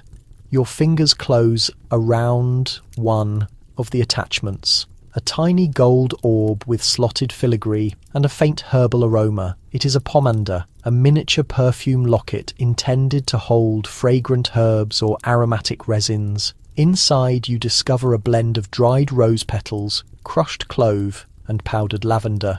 In an era where horse manure and coal smoke were common background odours, personal scent was not just about elegance, it was a defence mechanism. One popular chatelaine came with 5 attachments: a vinaigrette with ammonia salts for reviving those who fainted, a miniature vial of camphor oil for warding off dizziness, a small perfume vial, a scented handkerchief case, and a snuff spoon for a quick jolt of menthol if the air became too oppressive. These were not merely accessories, they were olfactory armour. Some wealthier women took it further. They commissioned custom blended perfumes to complement their morning, afternoon and evening outfits. One socialite was known for her garden scent: violets in the morning, hyacinth at tea, and jasmine at dinner. And where did they keep these valuable elixirs? On their person, naturally. Rings held reservoirs under hinged gemstones. Bracelets carried perfume beads strung alongside pearls. Even lockets worn against the chest were designed with perforated backs to let warmth release the scent slowly over time.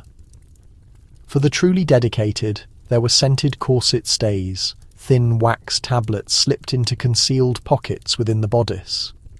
These warmed with body heat, releasing a gentle floral scent throughout the day. One popular formula included violet, bergamot, and a trace of aldehydes, a forerunner to modern perfume chemistry. Men had their own versions too, though more subtle. A gentleman's walking stick might hide a vinaigrette chamber in its head.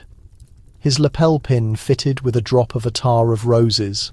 His watch chain inlaid with musk-infused leather, meant to mask the smells of city life and horses. Of course, some took things too far. Satirical magazines gleefully reported on the man whose cuff buttons were filled with cologne and burst during an especially warm carriage ride, or the lady whose hair clips soaked in jasmine oil attracted every cat in the neighbourhood. But excess was the Victorian way: more scent, more equipment, more drama. It was not enough to smell pleasant. You had to do it mechanically, strategically, and with elaborate style. So next time you imagine a Victorian lady gliding down the boulevard, picture this: a walking bouquet of brass and lavender, softly humming from the bells of her chatelaine, prepared for fainting spells, foul odours, and social engagements, all before breakfast. And next, it is time to meet the ultimate paradox: the remedy that does not bite, does not wriggle, and is not even alive, yet claims to perform the work of 20 blood-sucking leeches. Because yes, we are not finished with the leech obsession just yet. You follow the faint trace of perfume down a corridor lined with portraits. Stern men, pale women, none of them smiling. They all look like they have either just recovered from something or are about to face it. It is the ideal setting for your next stop because we are not quite done with Victorian medicine. In fact, we are returning to one of its oldest fixations, bloodletting, and one of the oddest attempts to modernise it. You have already encountered the mechanical leech. Now say hello to its stranger relative, the artificial leech that does not draw blood at all. Well, not in the traditional sense. This time we are discussing spring-powered blood extractors, sleek little devices that promised all the advantages of leeching without the slime, wriggle or unpredictability. Victorians were certain that nature could be enhanced, and if leeches were beneficial, then leech-inspired machines must be superior. The device before you is small, polished steel, a little smaller than a teacup. A lever protrudes from one side. The top has a dome of thick glass, already stained a faint brown from its last use. It looks almost like a music box, if a music box could open a vein. This is the automated scarifier, a device designed to pierce the skin in multiple places, all at once, in perfect mechanical sequence. Unlike the earlier artificial leech, which relied on suction, this one focused on precise bleeding. Inside are a dozen tiny blades, each set to a specific depth. When the lever is pulled, the bottom of the device snaps open and the blades dart out in a synchronized strike, creating a circle of small cuts. The dome fills with blood. The patient sighs or faints. Doctors adored it. They could bleed a patient's arm, back, or even temples with absolute consistency. No wriggling leech, no waiting, no unpredictability of nature, just crisp, clinical bloodletting. And patients? Well, some found reassurance in the machine's reliability. One woman wrote in her diary that the instrument bled me neatly, and I felt no guilt in getting rid of it afterward. Others were less enthusiastic, noting the cold feel of steel was far less gentle than the warm suck of a familiar worm. Of course, these machines were not limited to hospitals. Apothecaries began selling home versions, scarifiers packaged in velvet-lined boxes, often alongside tonics and syringes. A popular mail-order kit, called the House Doctor's Friend, included two sizes, one for general use and a smaller version for ladies and delicate constitutions. You were expected to use it yourself, ideally, while seated and wearing a washable apron. And yes, there were instructions. Manuals advise soaking the blades in carbolic acid, oiling the spring with goose grease and keeping the device tightly wound, but never cocked, at night. One unfortunate person ignored this advice and woke to the unmistakable sound of slicing fabric. He had accidentally triggered the device in his nightshirt pocket. Despite the name, these machines were seldom leech-like. In effect, they cut, they spilled, they bled, but without any of the finesse real leeches offered. They did not know when to stop. They did not release soothing enzymes. They simply obeyed their springs. And yet, to the Victorian mind, that was the entire point. They trusted order and metal mechanism. Replacing a squirming creature with a tool was not just modern, it was moral, clean, and refined. After all, what is more Victorian than taking a messy organic process and fitting it with gears? And speaking of mess and order clashing. Next up, it is time for beauty sleep to become a full face mask regimen. Not for health, this time for vanity. Because yes, someone thought you should strap a face mould to your head every night. The scarifier rests back in its case, its tiny blades wiped clean, its spring reset, waiting patiently for the next willing vein. You leave it behind, the faint odour of carbolic acid still present in your nose, and climb a narrow staircase toward a quieter section of the house. This is not the parlour, not the fainting room. It is somewhere more private, more compulsive. It is the bedroom of a woman who, like many of her contemporaries, takes vanity as seriously as vitality, perhaps more so. And her secret weapon, a face-shaping sleep mask, moulded to her own features and worn like a second skin, You have heard of beauty sleep. The Victorians industrialized it. On the dressing table rests what looks like a delicate wax sculpture of a woman's face, except it has straps. This is no artwork, it is a night mask, custom moulded to preserve youthful contours and discipline the facial muscles during slumber. And yes, that is a direct quote from Madame Lucille's Beauty Science, 1897. The theory was straightforward and deeply unsettling. During sleep, the face relaxed, muscles drooped, cheeks sank, and frown lines formed. According to the beauty specialists of the day, gravity was not your friend, and 8 hours of it every night could undo all your efforts in the mirror. So the solution? Immobilize the face. Most masks were made of waxed linen, stiff canvas, or gelatin-infused cotton pressed into a face-shaped mould. Some were reinforced with thin wire ribs to maintain their shape. The mask was strapped on tightly across the scalp, behind the ears and beneath the chin, pulling everything upward in a firm, ghost-like hug. The result? You resembled a sleepwalking Madame Tussauds figure, but theoretically you would wake up radiant. Some versions had built-in cooling pockets meant to reduce puffiness. Others included aromatic infusions, lavender, rose water, or vinegar of lead. Yes, really, to tone the skin overnight. One popular model, sold in Paris and smuggled into England despite health concerns, was rumoured to erase wrinkles by dawn. Of course, sleeping in one was about as restful as sleeping in a corset. Women reported sweating, itching, and waking with crease marks from the interior wiring. One Society columnist admitted that after a week of nightly use, she gained a smooth forehead, but developed a mysterious rash shaped exactly like her mask's eye holes.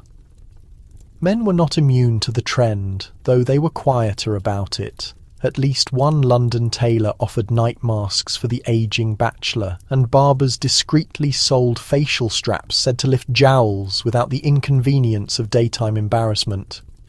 And then came the disciplinary variations. Some beauty manuals suggested combining the face mask with a chin binder, a separate strap that kept the jaw shut to prevent sleeping with an open mouth.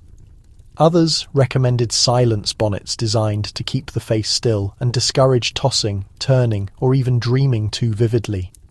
It was not just about looking attractive, it was about looking composed, even when unconscious. In the Victorian mindset, beauty was something to be earned through discipline, control, and sacrifice. If that meant strapping a wax mould to your face every night for 20 years, well, was that not a small price to pay for eternal youth? Of course, beneath the mask, women still dreamed, still aged, still quietly resisted the pressure to wake up flawless.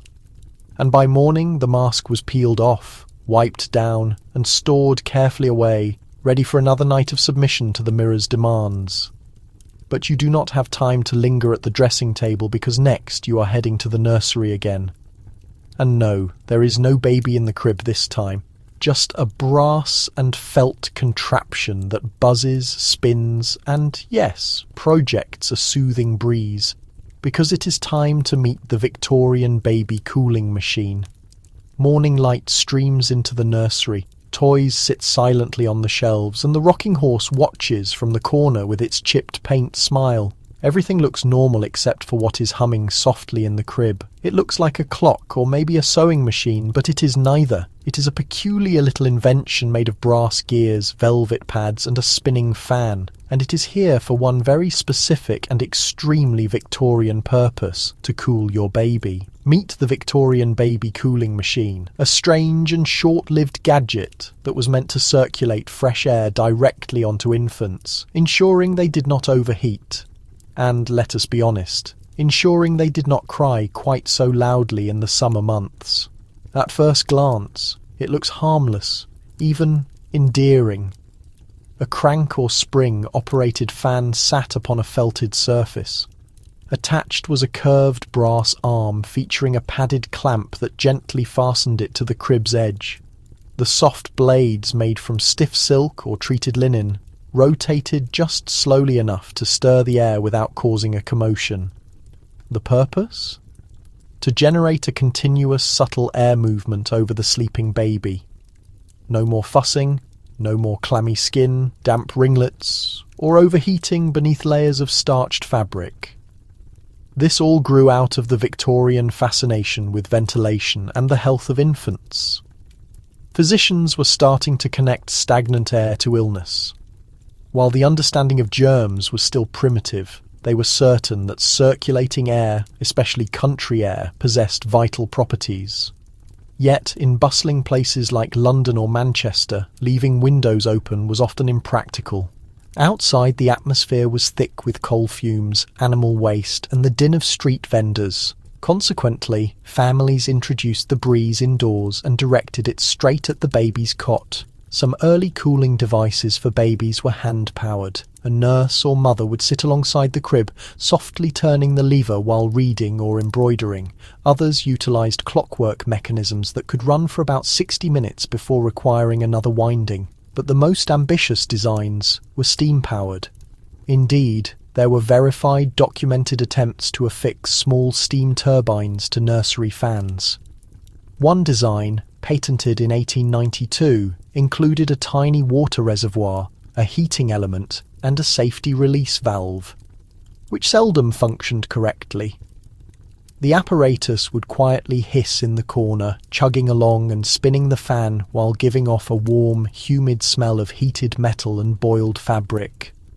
One brochure claimed it created an optimal, womb-like environment for the infant. But not everyone was persuaded. Some mothers worried that the draft might induce infant chill, a feared ailment blamed for everything from difficulty teething to permanent nervousness. Others feared that rotating blades, no matter how yielding, might harm small fingers. Incidents did occur. A poorly secured unit once fell into a crib and became entangled in a delicate lace blanket, nearly flipping the cradle over. Another was reported to have started leaking hot steam into the room during a nap, prompting a housemaid to extinguish it with milk. Nonetheless, many Victorian parents found them essential.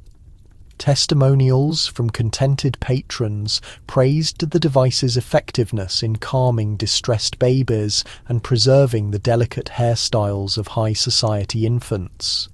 One baroness reportedly had 3 units installed in her nursery, each angled differently, for maximum airflow balance. You can see a pattern emerging, can't you?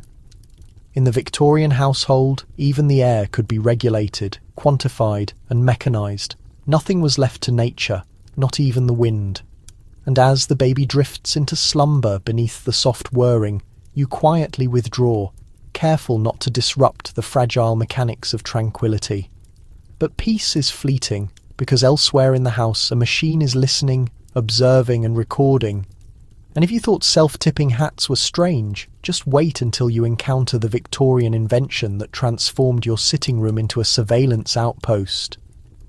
The nursery recedes, the gentle thrum of the baby fan still tracing slow circles like a mechanized lullaby. For a moment, you believe you've stumbled into serenity. But Victorians did not create devices for peace. They created them for mastery. And in the next chamber, they built one for capturing everything that was spoken by everyone at all times. You are now in a drawing room, polished mahogany, ivory keys. On the piano, a doily so perfectly centred it could be used to establish a meridian. But on the mantel, positioned precisely between a timepiece and a portrait of someone who appears to disapprove of everything, rests a peculiar object. Part acoustic cone, part chronicle, part eavesdropping tool. This is the parlour phonograph recorder, a Victorian device not intended for music but for auditing conversation. At first glance, it appears harmless. A brass trumpet, some turning gears, a wax cylinder. But this model is not for playing Edison's latest compositions. This one is for playback and analysis. It is what an 1894 catalogue termed a gentleman's memory aid. In plain language, it documented what was spoken in the room and permitted it to be reviewed at the owner's leisure. This was marketed not as a novelty, but as a domestic administration utility for uncovering falsehoods, validating instructions, and perhaps most typically Victorian of all, guaranteeing servants could not later dispute what had been communicated privately. Think of it as a refined 19th century wiretap. These phonographs used wax cylinders that could capture up to 2 minutes of sound at one time. Some versions were fitted with timed activation or sound-sensitive switches, so they only commenced recording when voices were detected. Others functioned at set intervals, documenting regular short bursts of household gossip, like a mechanical butler with a grievance.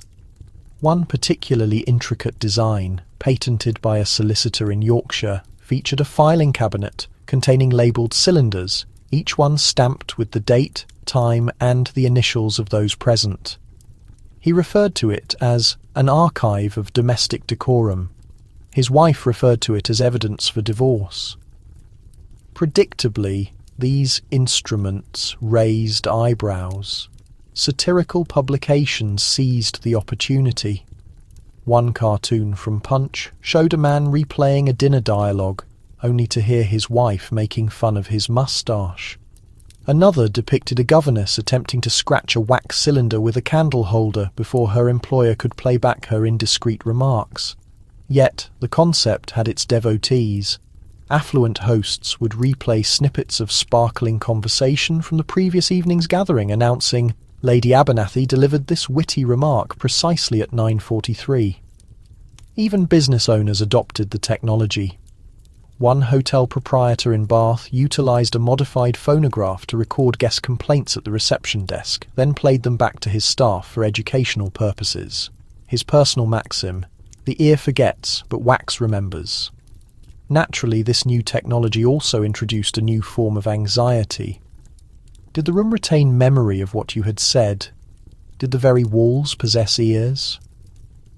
One guide to social etiquette warned, "Always speak as though your words may one day be heard by your grandchildren."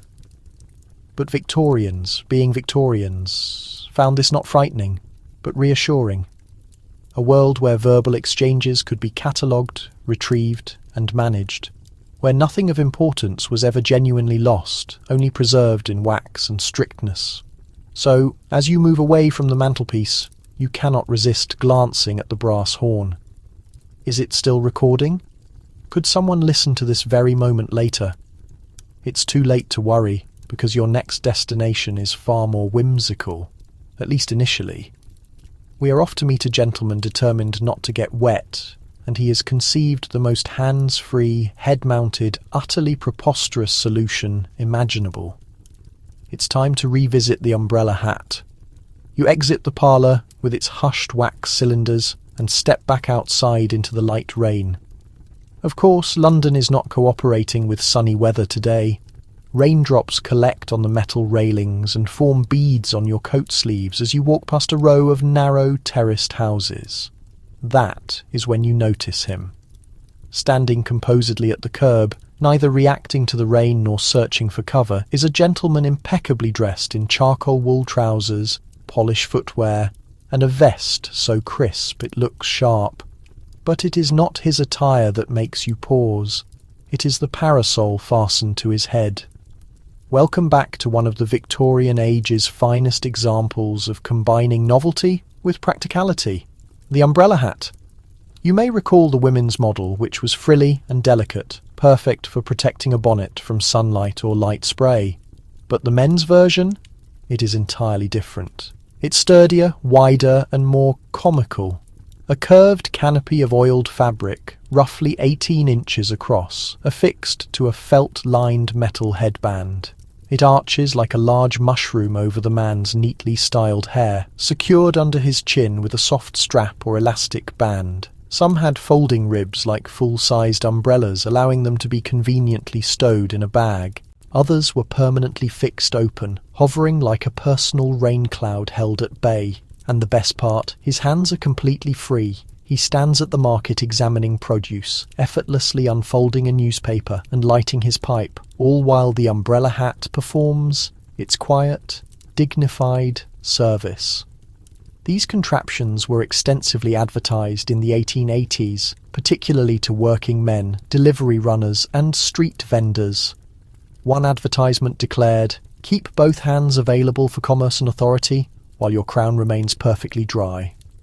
Naturally, they were not without ornamentation. Some umbrella hats included decorative tassels hanging from the brim, while others featured tiny channels around the edge that directed rainwater away from the wearer's neck. One ambitious inventor even patented a model with a monocle attached to the interior frame, allowing the wearer to tilt his head slightly and peer through it without using his hands. And then there was the gentleman's luxury edition, a model trimmed in leather with chin straps for windy conditions and a secret sachet of perfume tucked into the crown to mask any post-rain dampness. Critics predictably had a field day. Punch magazine ridiculed the invention mercilessly, labelling it the thinking man's toadstool.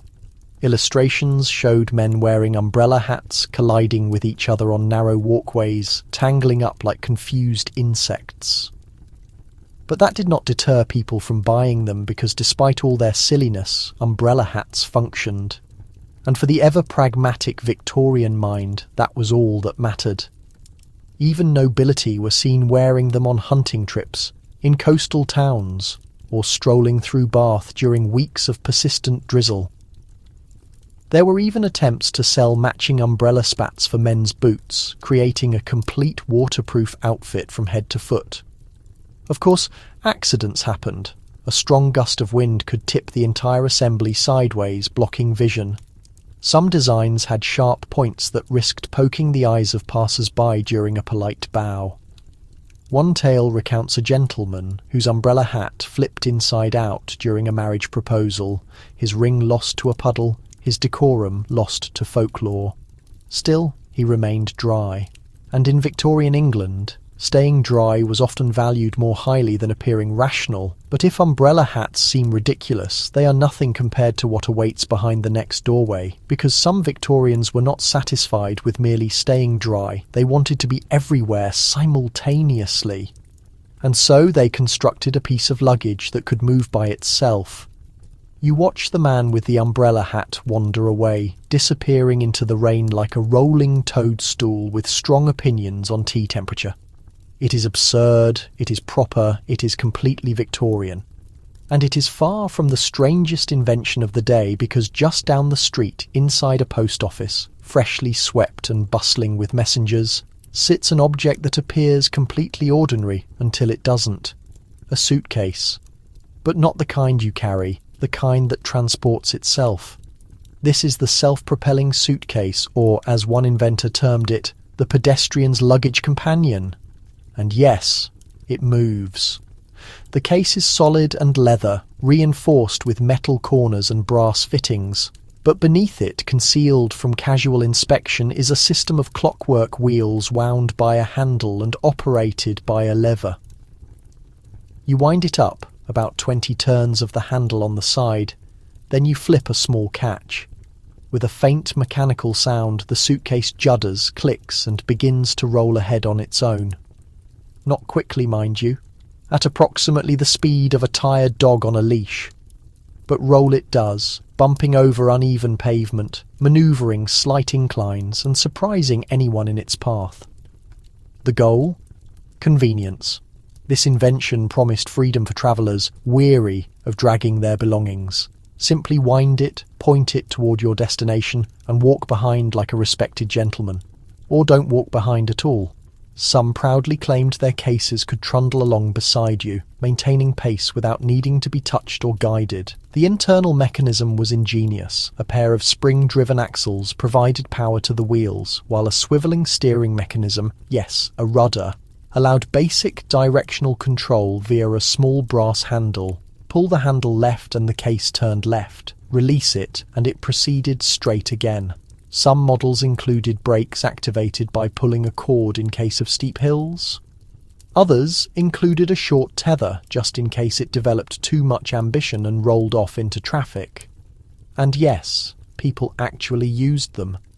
Travellers at London railway stations were observed walking calmly alongside their self-moving portmanteaus, One pleased owner described the sensation as walking with a particularly well-behaved dog, though slightly less affectionate. But of course, it was not always smooth sailing. Cobblestones were a hazard.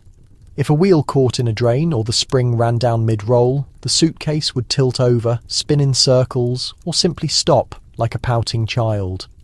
In busy crowds, it became a tripping hazard. More than one was accidentally kicked into the street and crushed under a carriage. Still, progress continued. Some deluxe versions included small bells that chimed pleasantly as the suitcase rolled. Others featured monogrammed leather steering grips and compartments for winding keys, gloves, or emergency shoe polish. And let us not overlook the social statement. Nothing declared, "I am an efficient modern man of means," quite like arriving at a hotel with your luggage trailing obediently behind you like a butler too discreet to speak. One resourceful clerk even sold a family set, 3 different cases of increasing size, all wound to follow one another in a line. The result? A veritable chain of rolling baggage snaking down the street, labelled by onlookers as the gentleman's procession. Eventually, of course, the concept lost momentum, literally.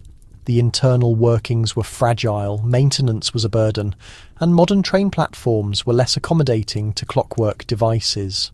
But for a brief period, Victorians believed in luggage that operated like magic, because in their world, even your suitcase was expected to obey you. Next. We have encountered rain, been startled from our sleep, and strapped strange face coverings to ourselves. So why not get fully bundled up? Especially with an invention so peculiar, so specific, that it may well be the most unnecessary layering system ever designed. Prepare yourself for the petticoat featuring built-in foot warmers. You have followed walking luggage down the avenue, watched umbrella hats defy the rain, and now you enter a quieter, colder section of the Victorian home, the dressing room. In the pre-dawn hours of winter, the sun has not yet risen. The fire is low, a thin layer of ice rings the wash basin, your breath is visible in the air. And yet, the lady of the house is preparing to dress. Not simply in one garment, but in multiple layers of underskirts, dresses, corsets, and stays. The routine is familiar, but today, something unusual is laid out on the stool. Something that looks less like an ordinary petticoat and more like a thickly padded garment straight out of an Arctic expedition. Because this is not just a petticoat, it is the foot-warming petticoat, one of the most unintentionally funny and delightfully impractical winter inventions of the Victorian era. Let us examine the details. The exterior layer appears relatively conventional, ruffled muslin or quilted silk depending on your means and status.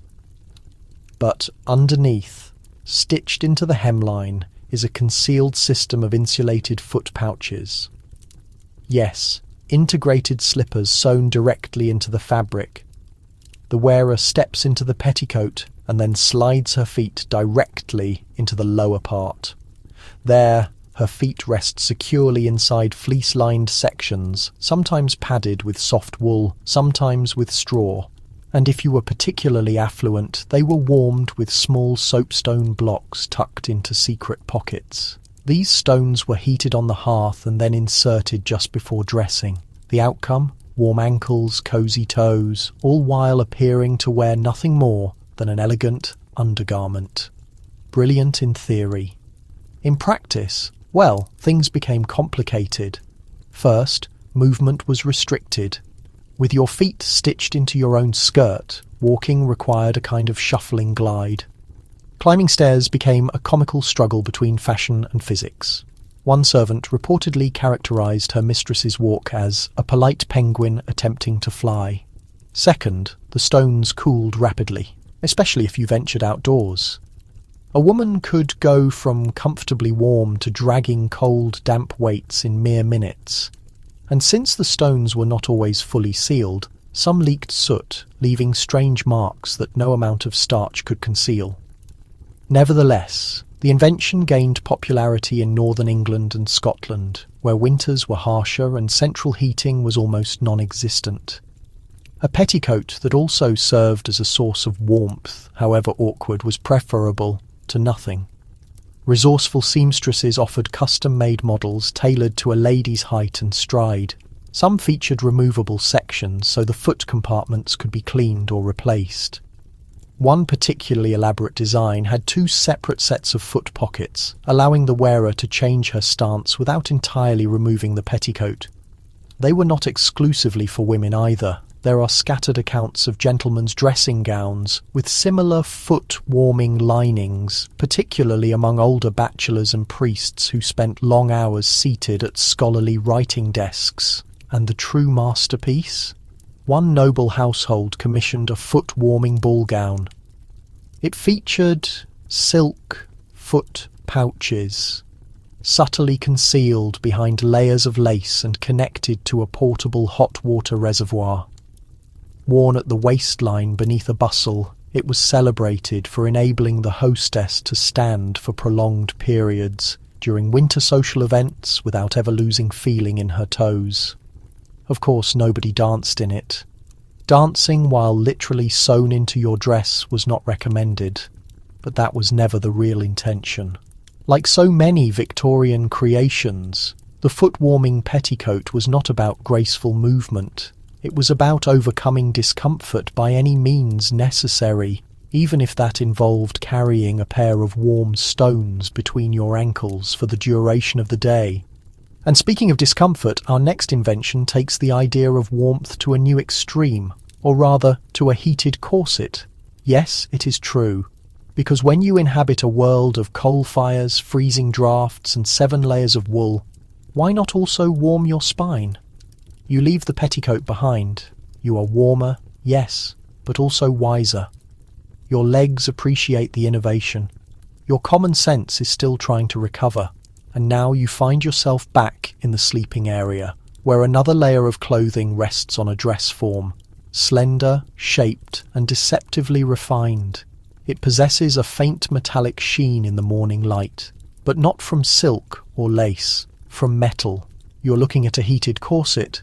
Yes, Victorians, not content with being painfully restricted, tightly laced and squeezed, decided they might as well be simultaneously cooked. At a glance, it resembles any other corset of the time.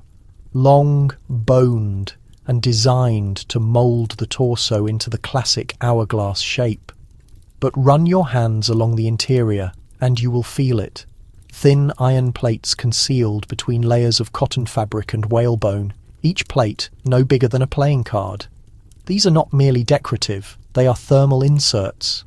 The rationale was perfectly sound by Victorian standards. Winter was harsh, coal fires were not always dependable, and the cold was viewed not just as unpleasant, but also as hazardous. Coldness in the lower back was blamed for everything from depression to digestive ailments. Therefore, warming the corset was the obvious solution, but how did it actually work? 2 primary designs emerged. The first was the model with removable heat plates. Small slabs of metal or soapstone heated on the hearth were slipped into sewn-in pockets within the corset's lining. These stones retained warmth for approximately an hour, radiating gently into the lower back and abdomen. The second, more risky, involved chemical warmers made with iron filings, salt and vinegar-soaked cloths.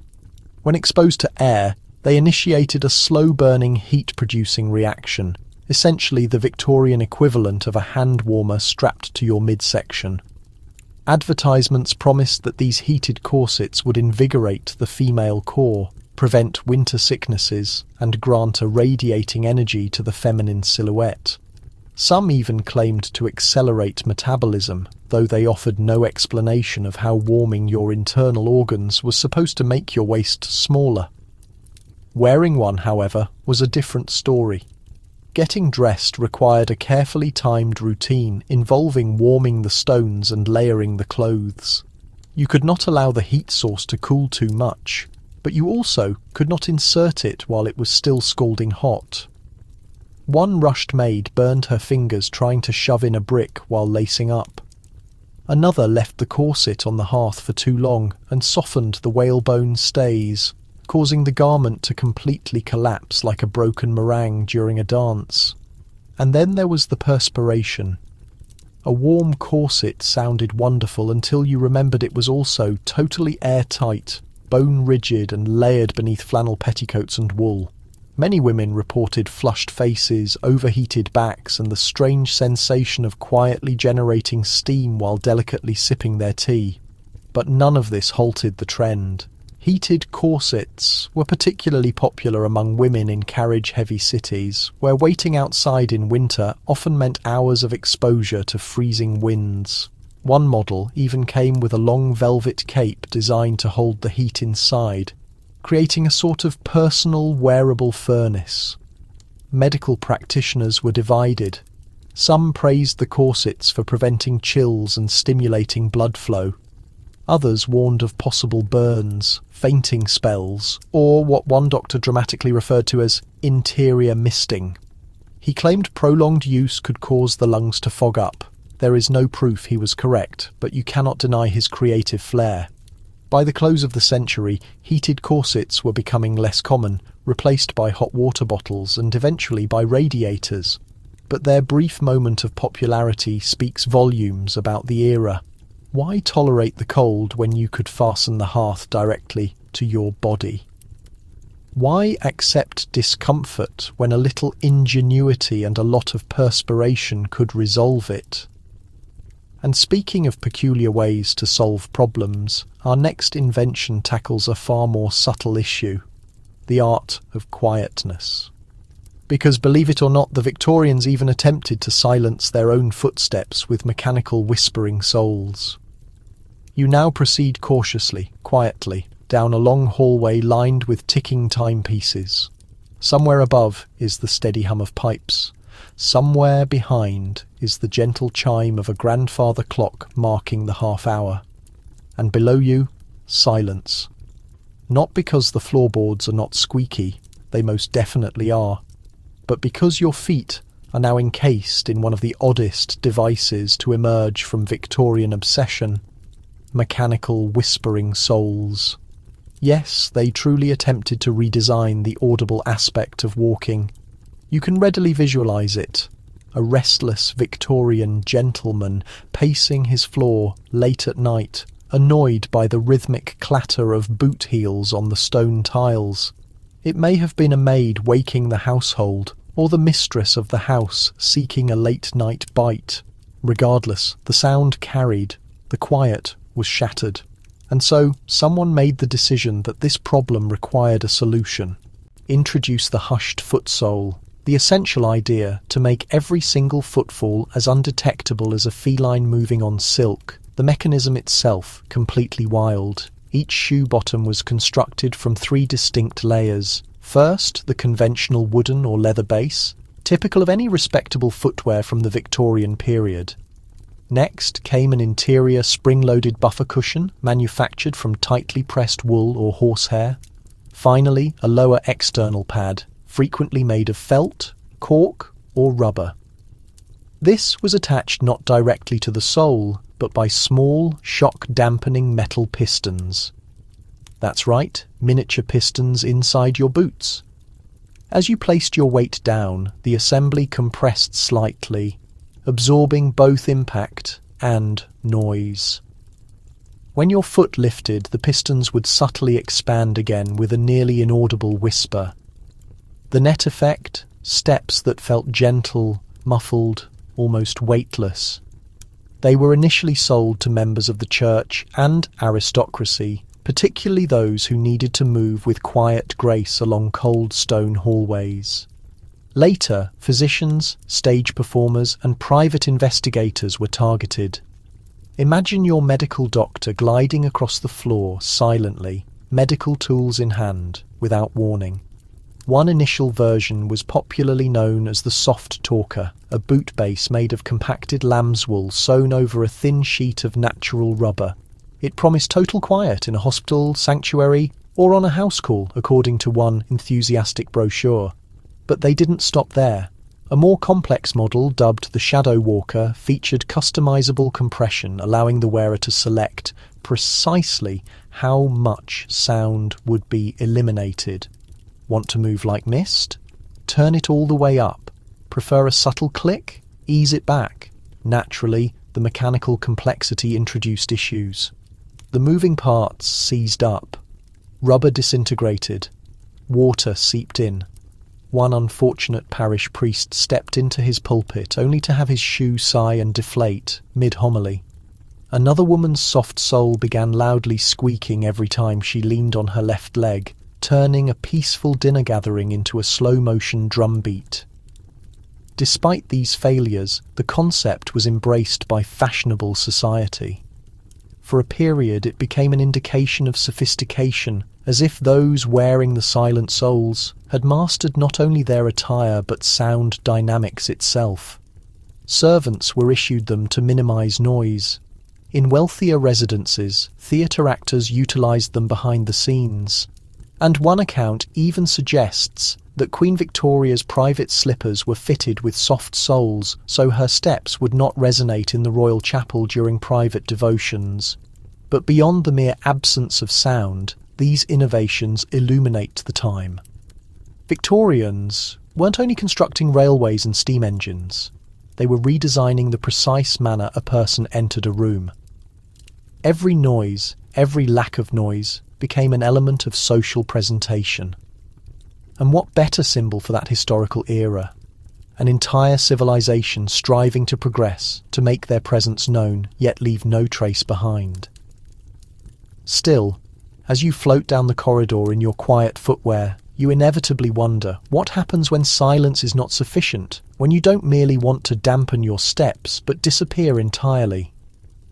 Next, we encounter the personal cloud shroud. You halt at the corridor's end, your soul's perfectly silent, heart rate strangely quickened. Because this is the exact moment when quiet is no longer enough. The footsteps were discreet. But what if you desired absolutely no steps at all? What if you wished to vanish before a footman could spot you? Or avoid a gossip-prone neighbour peeking through her window? The Victorians had an answer for you, literally. I present the personal cloud shroud. This is not a figure of speech. This device was a genuine item, patented, publicly demonstrated and briefly admired as the vanguard of personal invisibility. The purpose? To manufacture a portable, on-demand smoke screen, a garment that, when triggered, emitted a fine mist of vapour around the user, concealing them from observation for just enough time to evade notice. You might think I'm joking. I wish I were. Let's examine the mechanics. The garment was fashioned like any typical travel cape, dark wool or oiled canvas, hooded and lengthy, but stitched into the inner lining were two small compartments, one on each hip, holding small chemical vapour canisters. The mixture inside varied by manufacturer, but frequently included ammonium chloride, which generates a dense white vapour upon exposure to humidity, and occasionally concentrated acid, known as sulfuric acid mixed with common salt. If that sounds dangerous, it absolutely was. The user would pull on two subtle cords located near the waist. This released an internal cap, activating the chemical reaction within the containers. Within moments, a cold, thick vapour would burst forth from the cloak's hem, expanding outward dramatically. If executed successfully, it produced a wall of mist 4 to 6 feet wide, shielding the wearer long enough for a swift exit, a change of location, or most commonly, a theatrical departure from a crowded assembly or private club. Imagine the scene. The cloud of smoke, gasps from onlookers. The empty space where a gentleman had just stood vanished like a stage magician or a Victorian-era crime fighter. But let's be realistic. This apparatus was overwhelmingly impractical. First, the smell. The chemical interaction released a sour metallic scent, often likened to spoiled eggs and spent matches. It lingered persistently, saturating the cloak and clinging to the user. One published critique mentioned it was a disappearing act, immediately succeeded by a very obvious cloud of regret. Second, the slightest airflow. A minor draft could sweep the vapour away uselessly, or worse, directly into the user's face. And don't even consider using it indoors. There are records of one man attempting a demonstration in a small parlour only to trigger a wave of coughing fits, overturn a porcelain vase and be permanently barred from the residence. Third, and most alarmingly, was the heat generated. Some models of the smoke cloak employed heat-releasing chemical reactions that could reach high temperatures. One failed prototype was reported to have combusted mid-demonstration, reducing the cloak, the user's trousers, and his social standing to ash. Still, the concept captured the imagination of the public. Thieves fantasized about it. Amateur parlour magicians tried to assemble their own versions. There is even a document detailing one eccentric nobleman who used a modified cloud shroud to exit all social engagements without explanation, leaving behind only confused visitors and the sharp odour of burnt vinegar. Ultimately, it did not achieve lasting success. The hazards were too great, the benefits too temporary, and vapour, unlike silence, always leaves evidence. But in that brief moment when your souls were quiet and your cloak released vapour, you became a ghost in your own era, a Victorian shadow, a mist-shrouded puzzle in a fashionable top hat. And if the garment didn't quite fulfill its promise, well, it certainly gave the social circle something unique to discuss. Now, let's clear the air and examine something far less hazardous but equally ridiculous. Because up next is the personal grooming device that simultaneously lets you brush your hair and polish your boots. Yes, we're delving into the madness of Victorian multitasking. You emerge from the cloud of smoke, slightly disoriented and smelling faintly of a pickled firework, only to find yourself back inside a bedroom. But not a grand one. This room belongs to a respectable, overworked and perpetually delayed middle-class accountant. And here, situated next to the wash basin, is a machine that perfectly encapsulates the Victorian compulsion to achieve too many things at once. The morning efficiency engine. That was not its official name naturally. In formal catalogues it bore names like the gentleman's personal assistant or the all-in-one domestic marvel. But let's be honest, it was mechanical multitasking madness crafted in brass and wood. Upon first inspection it resembles an overly complex shaving stand. There is a base of glossy wood, various crank assemblies and perhaps a hinge or two. But then you notice the key details, because this odd object doesn't just hold a brush, it actively moves the brush. It doesn't merely store your boots, it buffs them while you remain still. And if you lean in close, it will simultaneously comb your hair, trim your side whiskers, and even remove dust from your jacket shoulders, sometimes all at once. Let's review the operation. At the core of the apparatus is a clockwork mechanism, manually wound every night before retiring.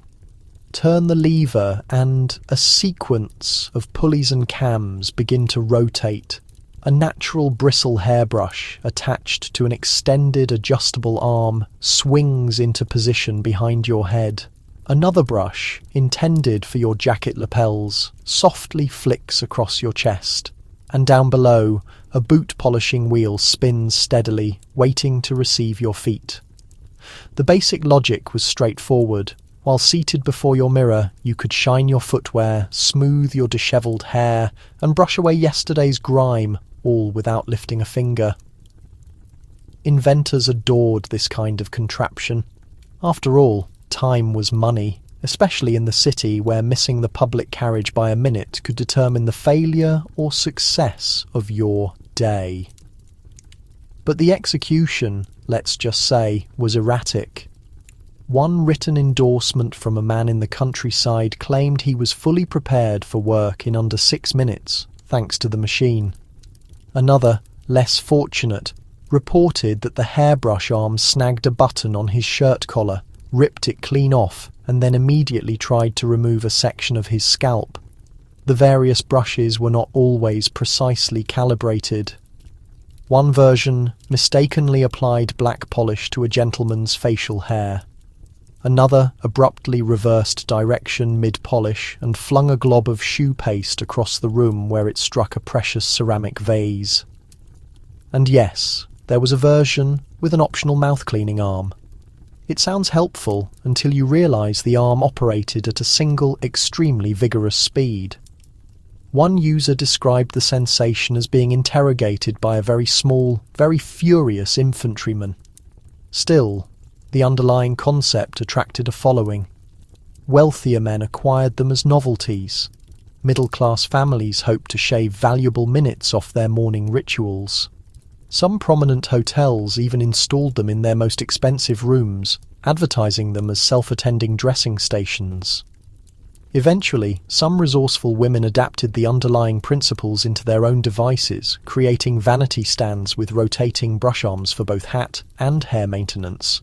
One even incorporated a fragrance dispenser activated by a foot pedal, because why shouldn't one be delicately misted in perfume as their shoes sparkle?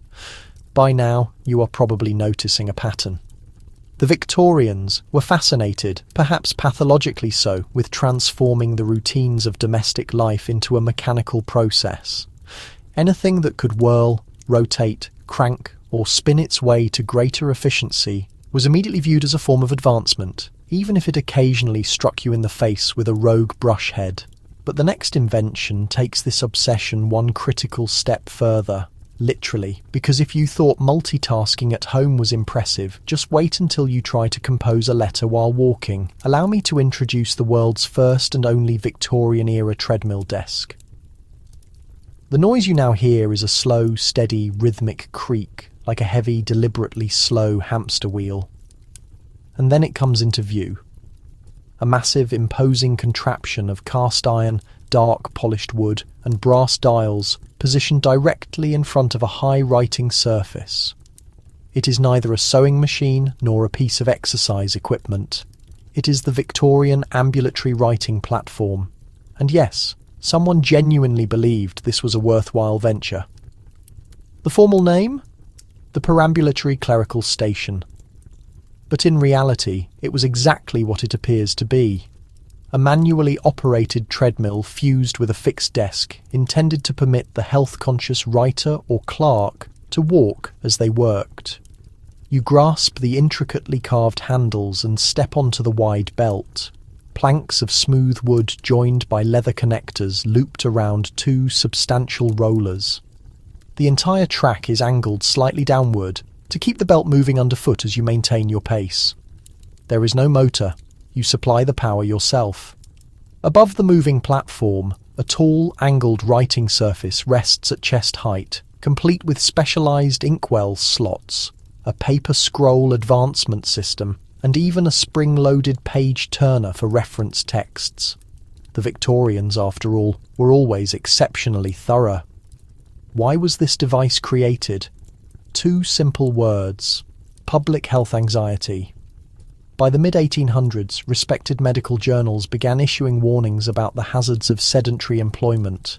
Clerks, bookkeepers, and scribes were reported to be succumbing to sluggish blood, congested faculties, and torpid liver. In simpler terms, they were sitting for too long. Some doctors asserted that walking stimulated digestion, improved mental clarity, and helped to prevent depression. So naturally, someone proposed combining the two activities. You begin walking, gradually at first, then settling into a comfortable, easy pace. The desk remains stationary, but the belt glides beneath you, making a soft, repetitive thud with every step. It is surprisingly calming. Your forearms rest easily on the work surface. A pen is secured with a fine silk cord in case of unexpected movements. For a brief moment it feels like the future. But then, as always, reality intervenes. Writing and walking, it turns out, are fundamentally incompatible activities. Try to complete a sentence and your handwriting jumps upward with each step. The ink splatters everywhere. Your circular letters elongate as your weight shifts from side to side. One ambitious inventor tried to fix this by attaching a counterweighted pendulum to his writing wrist to steady his hand. It functioned perfectly until it swung back and struck him in the face. Then there was the problem of sustained effort. Walk too slowly and the belt jerks to a halt, interrupting your rhythm. Walk too quickly and you begin sweating through your waistcoat while your quill pen tears holes through the fragile paper. One man was reported to have collapsed mid-memo, fainting and falling through his own desktop.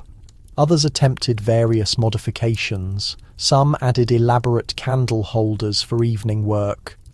One design included a tea tray supported by springs to minimize spillage while walking. A particularly sophisticated model featured dictation cylinders. You could walk, dictate your thoughts, and record them onto a wax cylinder, all while burning calories. Unsurprisingly, these creations appealed primarily to intellectuals. The renowned social philosopher Samuel Smiles, yes, that was his actual name, reportedly owned one, extolling its morally upright efficiency, but even he conceded it was best suited for casual journaling, not professional correspondence. Predictably, the treadmill desk never achieved widespread acceptance in offices or financial institutions. It was too cumbersome, too unwieldy, and frankly, too comical. Yet it illuminates a core aspect of the Victorian attitude. They were attempting to invent their way out of boredom, out of physical weakness, out of all forms of inertia. For them, motion equaled health, health equaled moral character, and moral character equaled societal progress, even if it meant showing up to work ink-stained, red-faced, and slightly dizzy from a morning of literary calisthenics. You step off the machine now, your legs a little unsteady, and you begin to wonder, what if you didn't have to perform the walking at all? What if some person or something walked for you? Well, prepare yourself, because next comes a spectacle that seems better suited to a stage show than a formal dining room. The Victorian mechanical assistant. You've heard tales of self-playing musical instruments. You've seen the self-feeding hairbrushes. But now, my imaginative friend, it is time to encounter the Victorian equivalent of a robotic servant. Yes, they actually constructed one. And no, it did not elegantly pour tea or hold philosophical discussions. It was not built from polished metal or powered by steam. Instead, it stood awkwardly but proudly in the entrance hall of a modest city residence, resembling a simple coat rack that had been mated with a giant clock mechanism. This was the automated gentleman's valet, an astonishing and faintly unsettling mechanical assembly that aimed to replace one of the most critical figures in the life of a wealthy man, the personal dresser. Let's begin with the physical form. This valet stood approximately 6 feet tall, constructed from rich mahogany and gleaming brass, with a central body that opened like a specialized cabinet. Inside were spring-tensioned arms, carefully adjustable to the user's height. Upon being activated, these arms would smoothly extend to hold out your jacket, offer your footwear, or present your cravat, all with a strange, precise motion. Some models even featured articulated wooden hands sculpted to convincingly mimic a human grip, with hinges cleverly placed at the knuckles.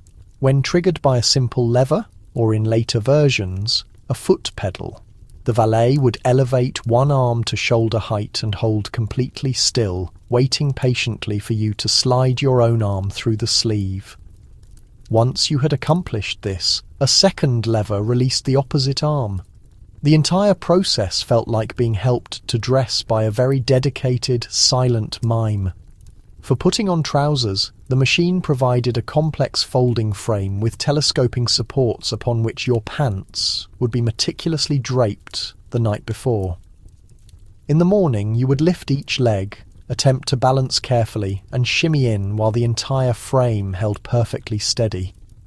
The key was not to lose your balance. The shoes were pre-polished and carefully placed on small rotating brass platforms which spun with a tap, allowing you to examine the shine from all perspectives.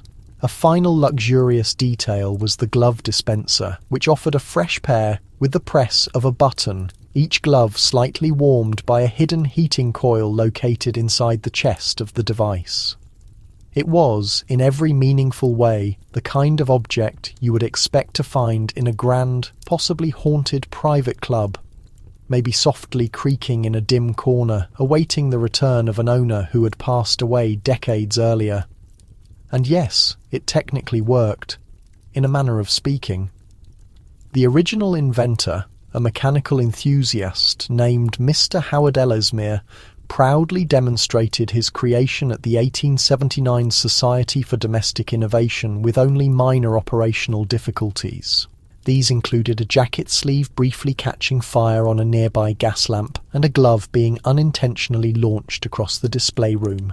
The valet did, in fact, assist him in getting fully dressed without human intervention. He confidently asserted that the invention would free the modern man from the tyranny of servants. Not everyone was persuaded, however. Newspaper reviews were mixed. Some critics called it a sign of the future, others characterized it as a machine with too much pretension. Humorous illustrations depicted mechanical valets holding their arms extended indefinitely, refusing to retract until paid a generous gratuity. Still, orders arrived from wealthy eccentrics, travelling actors, and at least one powerful railway magnate who reportedly installed 3 of them at his country estate. He had them each humorously nicknamed after prominent members of the House of Lords. But just like the silent souls and the standing desk, this complex machine had its inherent vulnerabilities. The moving arms groaned, the internal gears jammed, and may heaven help you if a sleeve became caught mid-operation. One unfortunate gentleman was forced to attend an entire formal breakfast with his jacket twisted backward and one arm fixed permanently aloft like a signal flag. And yet there was a profound charm in its sheer absurdity. A deep, profoundly Victorian impulse to automate personal dignity, because what better metaphor for the entire era than a polished wooden robot delicately offering you your gloves? Now imagine it is late in the evening, you have somehow survived a full day of mechanized grooming, walking while writing, and a near strangulation incident involving your cravat. You are completely exhausted. You reach for your dressing gown, courteously extended by your silent wooden valet, and slowly shuffle toward your bed. But not just any bed, because Victorians, as you now realise, could not resist the urge to add levers, gears, or steam power to even the most relaxing aspects of life. And their bedrooms? They were filled with strange, specialised inventions intended to tuck you in, keep you absolutely still, and scientifically track your sleep like a complicated chronometer. Consider, for example, the automatic slumber regulator, a device so unnecessarily complex it made the act of sleeping feel less like rest and more like a scheduled appointment with a very particular train conductor. Let's imagine the experience. You climb into a massive wooden bed frame with a mattress that feels much harder than you expected. That is because conventional springs have been replaced with a system of counterweighted pulleys designed to subtly correct your posture throughout the night. Once fully reclined, you reach for the side control panel, a highly polished mahogany console completely covered in small brass dials. One dial controls your sleep orientation, another adjusts the precise wake-up time. A third dial, unsettlingly marked confinement setting, controls whether or not the mechanical arms positioned at both sides of the bed will gently hold you firmly in place. That is correct. This sophisticated bed could technically hug you. Well, that was the intended function at least. Inventors had concluded that tossing and turning during the night was a profound waste of energy, a failure of restful sleep. So they installed soft padded arms powered by quiet springs that would slowly close over your torso like a surprisingly comforting seat belt. Naturally, the execution was often flawed. One journalist who tested the bed at a London exhibition reported that the arms closed too quickly, trapping him before he could pull the covers over himself.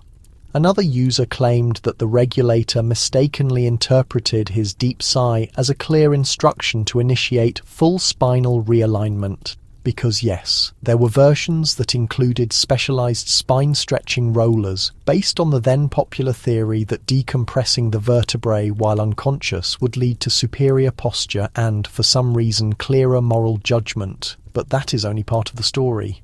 This same bed frequently incorporated a built-in alarm system that did more than simply wake you, it actively moved you. One model tilted the entire mattress forward at a preset time, subtly encouraging the sleeper to roll unceremoniously out onto a cold linoleum floor. Another employed bells and miniature steam puffs, the latter of which would shoot a small, warm jet of vapour at your face to mimic the feeling of a natural sunrise. You're beginning to grasp the full picture. Sleeping, just like every other activity in the Victorian world, had been transformed into a highly managed procedure. Feeling too warm? Turn the dial for cooled air circulated via a complex system of water reservoirs located beneath the frame. Feeling too cold? Activate the foot warming pedal, which redirected a stream of warm water through fine copper tubing along the edges of the blanket. And if you harboured any fear of sleeping late, you could set the morning rebuke whistle, a deafening blast from a small compressed air tank that guaranteed you would rise with military urgency. It is simultaneously both ridiculous and admirable, but it all originated from an earnest concern. Sleep was considered sacred. An unproductive night was viewed as a personal moral failure, and achieving restful slumber, expertly aided by steam power and brass, was a necessary form of self-control. There is a strange, almost gentle quality to it, isn't there?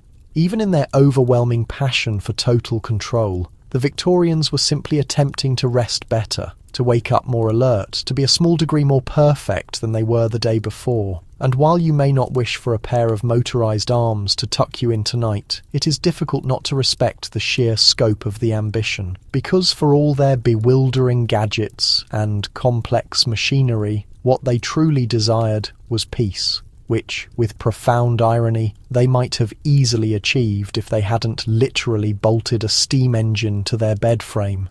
But now, with your hair smoothly brushed, your shoes gleaming, and your spine ever so slightly elongated, it is time to explore something even more utterly bizarre. What was the result when Victorians attempted to automate their innermost feelings? You awaken to the faint, soft hiss of escaping steam and the deeply unsettling feeling that a machine has just offered you a cheerful expression. And indeed, something is smiling in your direction. Across the room, perched on a decorative stand near the window, is one of the most peculiar contraptions the Victorians ever attempted to design, a mechanical, emotional looking-glass. The polished bronze gleams, perhaps polished a little too enthusiastically. Its reflective surface is framed by carved cherubs, delicate roses, and tiny rotating cogs that twitch softly in the early morning light. It looks like an ordinary mirror until your eyes catch the face. No, not your own reflection, but its face. Because this is more than just glass. Inside, concealed directly behind the mirrored surface, is a hidden clockwork mask designed to mimic various emotional expressions. Why? Ostensibly to keep you company, or more accurately, to actively lift your spirits. The mirror's originator, a notoriously melancholic inventor named Mortimer Latchfield, was a firm believer in the therapeutic benefit of a timely smile. He hypothesized that if a person woke each morning to a visibly cheerful countenance, their mood would naturally follow suit.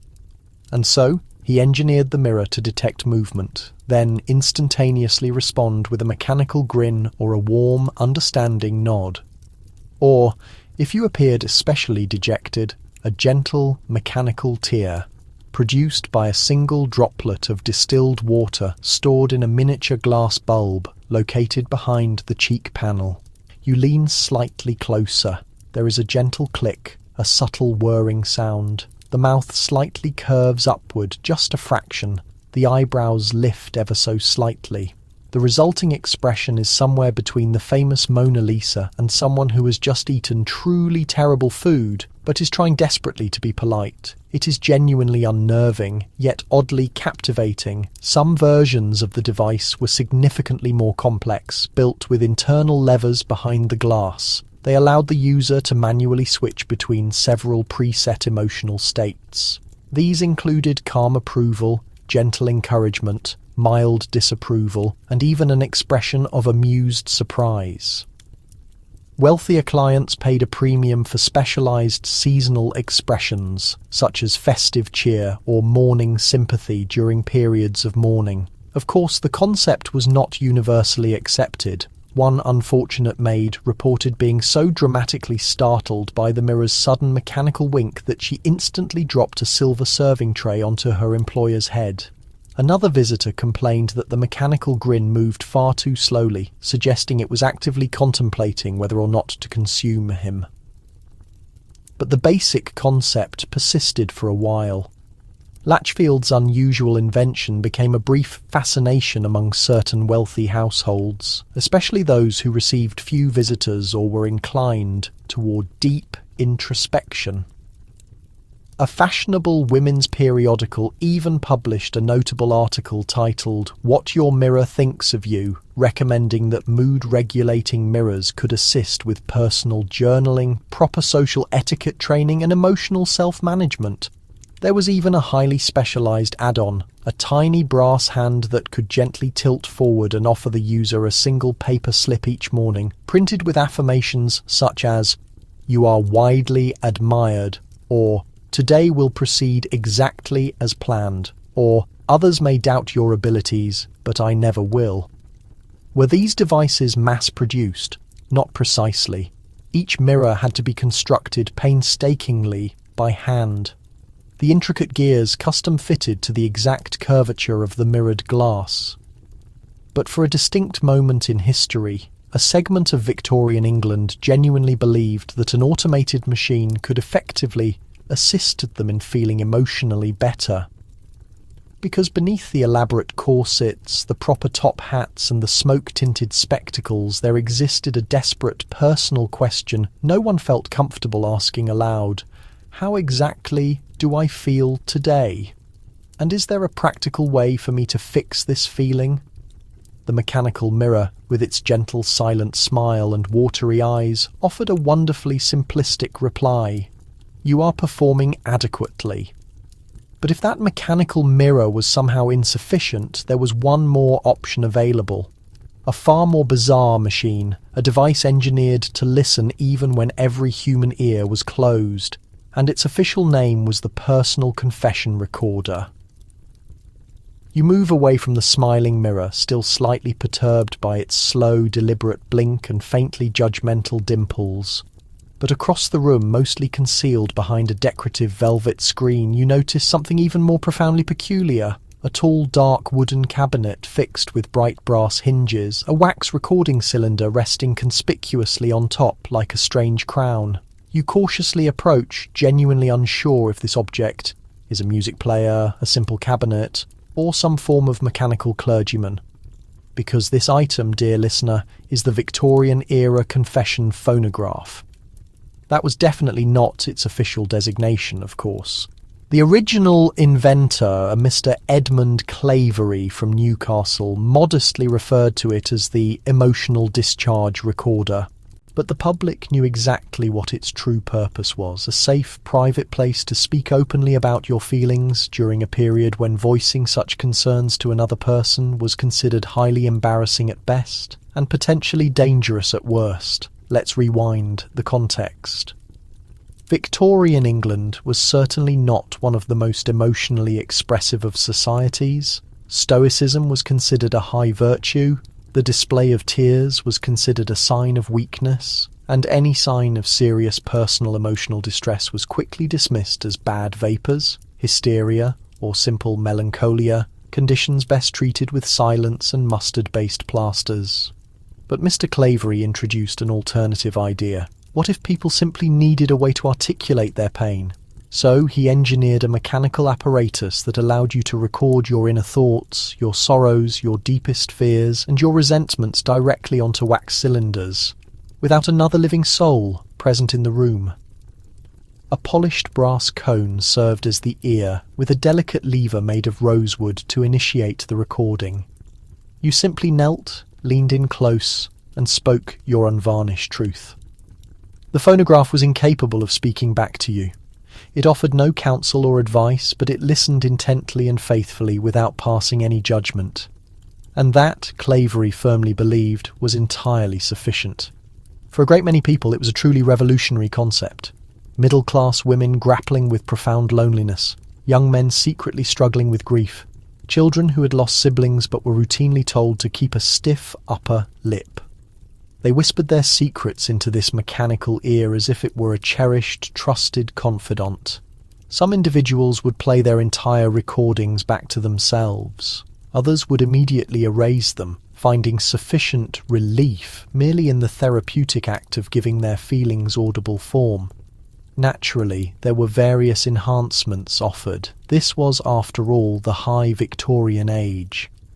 Deluxe models incorporated automatic scent diffusers that delicately released calming lavender fragrance as you spoke your secrets.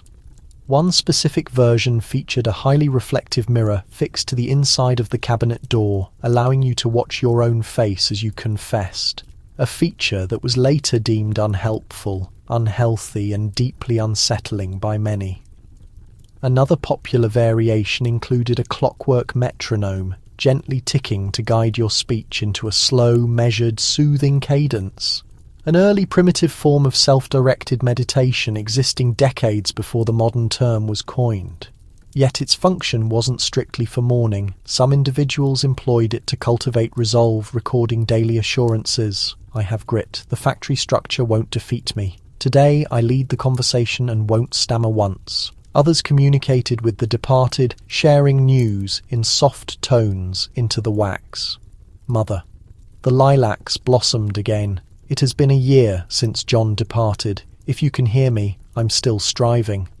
The church establishment naturally held divided views. Some denounced it as a sacrilegious mimicry of confession. Others discreetly suggested it to their more guarded congregants. But for those who used it, it held a meaning altogether different. A looking glass for one's spirit, not one's face. A silent comrade demanding no justification, no sceptical glances, no embarrassment. And yes, there were embarrassments. A few recordings were publicly played by mischievous kin. One unfortunate gentleman's secret verse to his mother's maid became a topic of lively parlour chatter. However, most cylinders were intentionally erased, as if releasing the words into the wax was their sole purpose. You step away now, returning to the quiet of your Victorian fantasy. You have spoken to reflections, confided in apparatuses, and been settled in by automated limbs. But the ultimate creation is still ahead, for no collection of bizarre Victorian gadgets would be finished without the most ineffective, most dramatic, most wonderfully unnecessary wonder of that era, the private climate system. You wake up to the noise of distant thunder, not outside, but within your sitting room. Initially, you believe it's a dream. A soft gust stirs the drapes. A fine spray cools your cheek. But no, this is undeniably real. You stand inside a Victorian parlour that is currently experiencing a light shower in April. Welcome to the era's most gloriously excessive invention, the indoor weather simulator. Born from a mixture of theatrical flair, scientific audacity and pure aristocratic ennui, this device was the invention of Sir Archibald Fenwick, an eccentric nobleman with a love for weather patterns and a strong aversion to leaving his residence. As he once informed a group of confused visitors, if one cannot rule the heavens, one might as well install them inside. And so he did. Fenwick's property featured a chamber about the dimensions of a grand ballroom, completely transformed into a weather theatre. The ceiling was rigged with copper nozzles and velvet-lined tubing along the walls, arrays of dials, cranks, and a weather indicator. With the press of a lever, the room could reproduce anything from early morning haze to a mild midsummer downpour, all while guests remained dry and comfortable beneath thoughtfully positioned canopies. Begin with the fog. A hidden steam engine in the basement heated water, which flowed through brass pipes, emerging as a thin mist from the walls. The floor was slightly sloped and equipped with drainage trenches because, yes, it rained, but modestly. For more intense storms, the contraption included a mechanical thunder apparatus borrowed from the West End stage, and even a mechanism that projected miniature lightning streaks across a darkened ceiling using controlled electrical sparks. One model reportedly caused a ceiling fixture to short-circuit, resulting in an accidental blaze and a very damp society column. But for Fenwick and his followers, it was a magnificent achievement. They could sit wrapped in decorated robes, sipping tea beneath fabric umbrellas while listening to the soft drumming of manufactured rainfall. Bird calls were broadcast from a hand-cranked sound machine.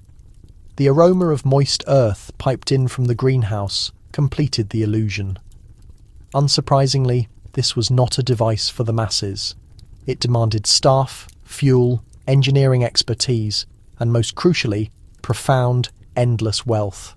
But oh, it was admired. Visitors described the feeling as unnervingly authentic, totally confusing, and worth every minute of the 3-hour operating time. One noblewoman was moved to tears during a simulated spring dawn.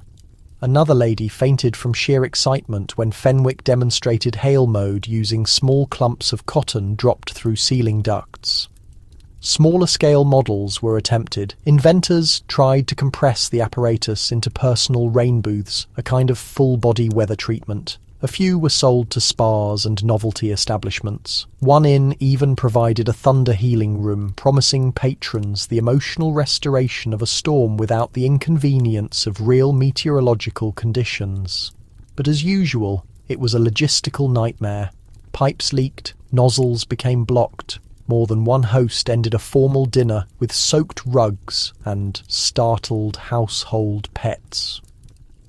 But for those brief, wonderful moments when the water fell and the lightning flashed above plush seating, it felt like high art. Because in a world preoccupied with regulation, what greater symbol of dominance than controlling the heavens itself? Still, you ponder as you carefully walk around the small puddles. Did they ever attempt to simulate snow? Yes, they did, and it was a catastrophe involving loose feathers, a suction device failure and a highly embarrassed church official. But that is a narrative for a different location. You linger in the softly damp room, amazed at how Victorians transformed even the natural world into something to be mechanised. But as you step across the stone threshold into the next space, you encounter something more dramatic. Welcome to the Emotional Climate Salon, an enhanced relative of the indoor weather simulator. It did not merely copy the outdoors, it endeavoured to generate feelings. Yes, feelings. This salon was the ultimate extravagance. A room crafted to provoke specific sensations through an intricate combination of temperature regulation, light manipulation, scent release, and background noise. One moment, crisp mountain air and golden sunrise. The next, shadowed twilight with the muted, melancholy cry of unseen wolves played on a concealed string instrument automaton. Consider it the Victorian equivalent of a music streaming mood playlist, only fashioned from steam valves, coloured lamps and preserved animals. Guests would enter, select from a list of emotional settings and allow the room to perform its enchantment.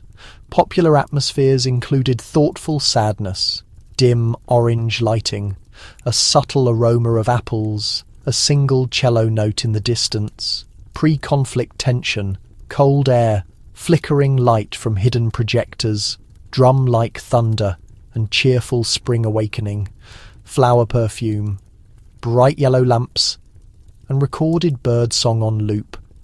Sir Archibald Fenwick. Yes, him again, once hosted an entire dinner where every course was matched with a distinct emotional climate, achieved through synchronized mist releases and coordinated, servant-operated lighting systems. Guests reported being moved to tears by the appetizer.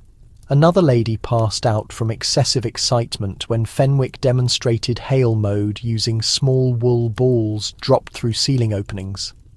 Some inventors advanced this concept with empathy cabinets, small enclosed containers into which a person could step to encounter a condensed version of a particular feeling.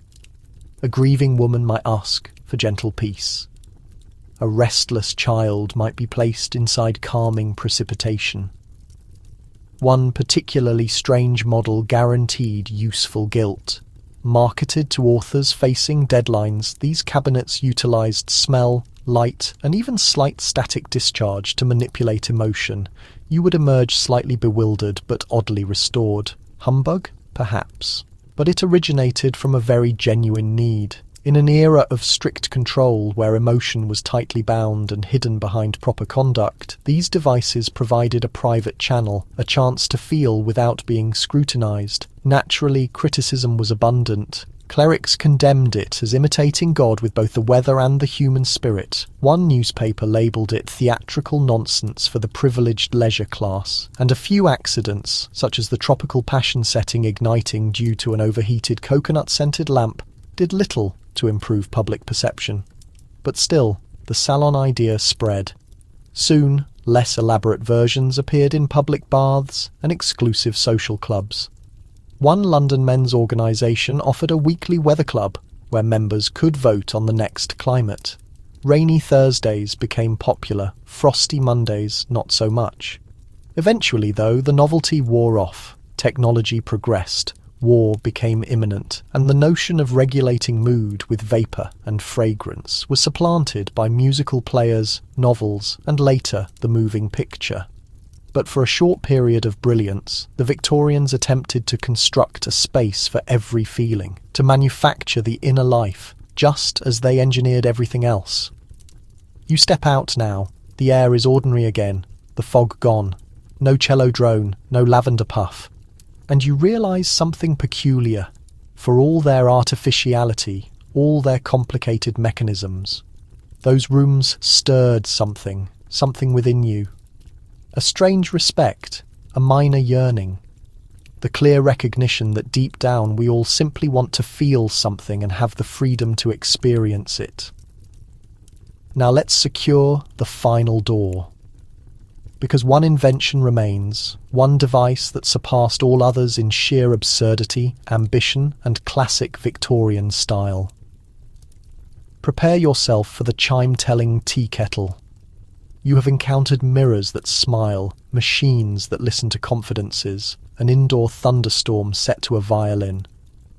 But as you enter this final space, a comfortable Victorian morning nook, you are met by what may be the most wonderfully foolish invention of all.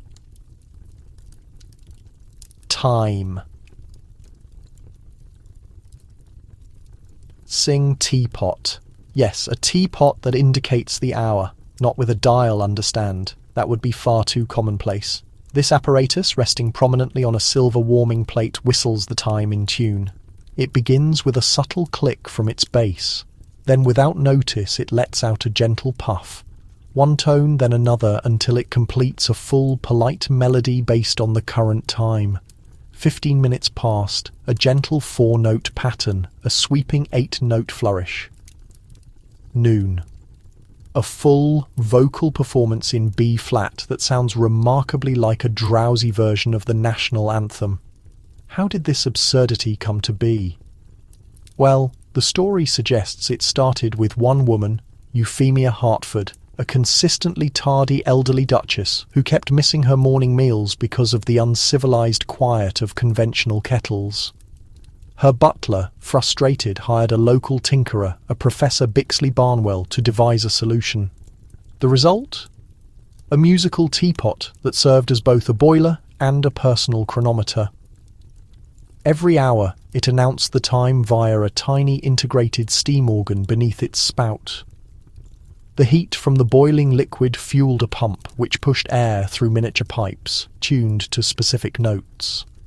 As long as the stove was lit, the teapot would gently entertain the kitchen with precise, musical piping. But the Victorian spirit never settled for mere function. Soon, Bixley Barnwell included bespoke tunes. Tea enthusiasts could request their favourite pieces, a Mozart dance at midday, a Mendelssohn waltz at 4, even a playful dance tune for late-night hot cocoa. One notorious gentleman commissioned his teapot to play a patriotic song precisely at 5 o'clock, regardless of what was brewing. More elaborate versions added spoken announcements. Not human speech, of course. That would be improper. Instead, a turning brass drum with grooves activated small metal tongues to recite predetermined phrases such as, "Your infusion is prepared, dear madam. 3 o'clock, and all is safe. Be cautious, the dairy supply has been taken again." A few even featured tiny mechanical arms that delicately lifted the lid with a slight bow. Predictably, these were a sensation among the quirky upper class. Royal households reportedly ordered several. Afternoon gatherings would fall silent to hear the 4 p.m. Bach kettle sonata, followed by applause. Some residences maintained multiple teapots, each one announcing a different hour, leading to what one visitor called a loud confusion of singing clocks that startled the feline into the cupboard. But not everyone was entertained. The Times published a sharp critique. "We have now arrived at the stage where one's morning beverage is accompanied not by sugar and cream, but an unrequested small opera. What comes next? Bread that criticizes." Nevertheless, the concept spread beyond the country. French inventors modified the design to incorporate scented vapor, timed to release flower notes in harmony with the music. German models focused intensely on the engineering problem, building water-powered cuckoo spout hybrids. One American tea society in Boston reportedly hosted an entire sonata tea service, where attendees sipped while trying to identify the tune of the hour. You reach for the kettle now. It sighs quietly, heating up at exactly 8 o'clock. It lets out a short breath, then plays a gentle tune like a comforting song from another time. It does not care that you are not a duchess. It simply wants to remind you the drink is ready, the moment has passed, and everything is fine. You sit with the time announcing teapot for a little longer than intended. The warm porcelain against your fingers, the gentle melody still lingering in your ears, like a peaceful song from an alternate reality. Because that's what the Victorians excelled at, wasn't it? Constructing alternate realities, spaces where it rained on demand, reflective surfaces that smiled back, and tea kettles that sang you through the passing of time. Every item a declaration, every creation a reflection of some deeper yearning for command, for magic, for elegance, for significance. But do not be mistaken. The time-announcing teapot was not merely a gimmick, it was a statement, a quietly whistling defiance against the rigid, serious progression of official clocks and factory signals that had come to characterize the period. A rebellion made of clay. And it was just one among hundreds. There were rumoured early models of bread writers, smell-based wake-up devices, even a set of eating utensils that played different notes depending on the food they touched. An edible orchestra, if you will. Not all of them moved beyond the sitting room stage, but in sketchpads and journals. They lived on as small wishes in graphite and crimson ink. Some suggest the Victorians were obsessed with moral conduct. Others say machinery. But perhaps, just perhaps, they were obsessed with a sense of playful fancy, with the belief that life could be just a little more charming, more unusual, more captivating, if only they designed it that way. And so they proceeded. With gears and gas, steam and springs, they converted their breakfast tables, bed frames and bathing tubs into arenas for inventive spectacle. They sought to automate happiness, recreate feeling, and contain the unpredictable elements of being human. Of course, many of their devices failed. Some were utterly pointless, others hazardous, but all of them spoke softly, sometimes ludicrously, to something profoundly true. A deep desire for security, for humour, for something unforeseen in the midst of the routine. And that is why they created weather indoors and conceived of smiling mirrors. And, yes, built a teapot that marked time with a song. Because fundamentally the Victorians weren't just attempting to endure modern life, they were attempting to make it sing. Now you set the teapot delicately back on its stand. The room darkens, the melodies subside. Your long, strange journey through the minds of Victorian inventors has concluded, but before you completely drift away, let's slow down together. Take a moment now to simply breathe. You have explored mist-filled lounges and rain-speckled parlours. You have stood before mirrors that grinned, machines that mourned, and teapots that hummed the hour. Throughout it all, you have witnessed not just mechanical concepts, but the private interior lives of people from a distant past. People who laughed, people who sorrowed, hoped, and dreamt. Just like you. The Victorians, with all their inconsistencies, were dreamers at their core. And whether their gadgets made you laugh lightly, wince, or raise an eyebrow, they all arose from that identical place within, the desire to leave behind a life that was just a tiny bit more magical. Allow that realization to stay with you, that permission to be inquisitive, to be playful, to construct something silly or strange or beautiful, purely because it makes your spirit feel a little lighter. Perhaps tomorrow you will look at your alarm and envision it whispering instead of buzzing, or sip tea, and wonder what tune it might hum if it could. Perhaps you will smile at the clouds and picture a switch that could summon the sunshine. That is the Victorian contribution, a reminder that amazement does not have to vanish with age, that it is perfectly fine to pursue the unrealistic. Sometimes that very whimsy in the right hands transforms into a kind of quiet bravery. So close your eyes. Allow the mechanical hands of sleep to tuck you in. No thunder apparatuses tonight. Just tranquility and a faint receding tune from the world's most affectionate teapot.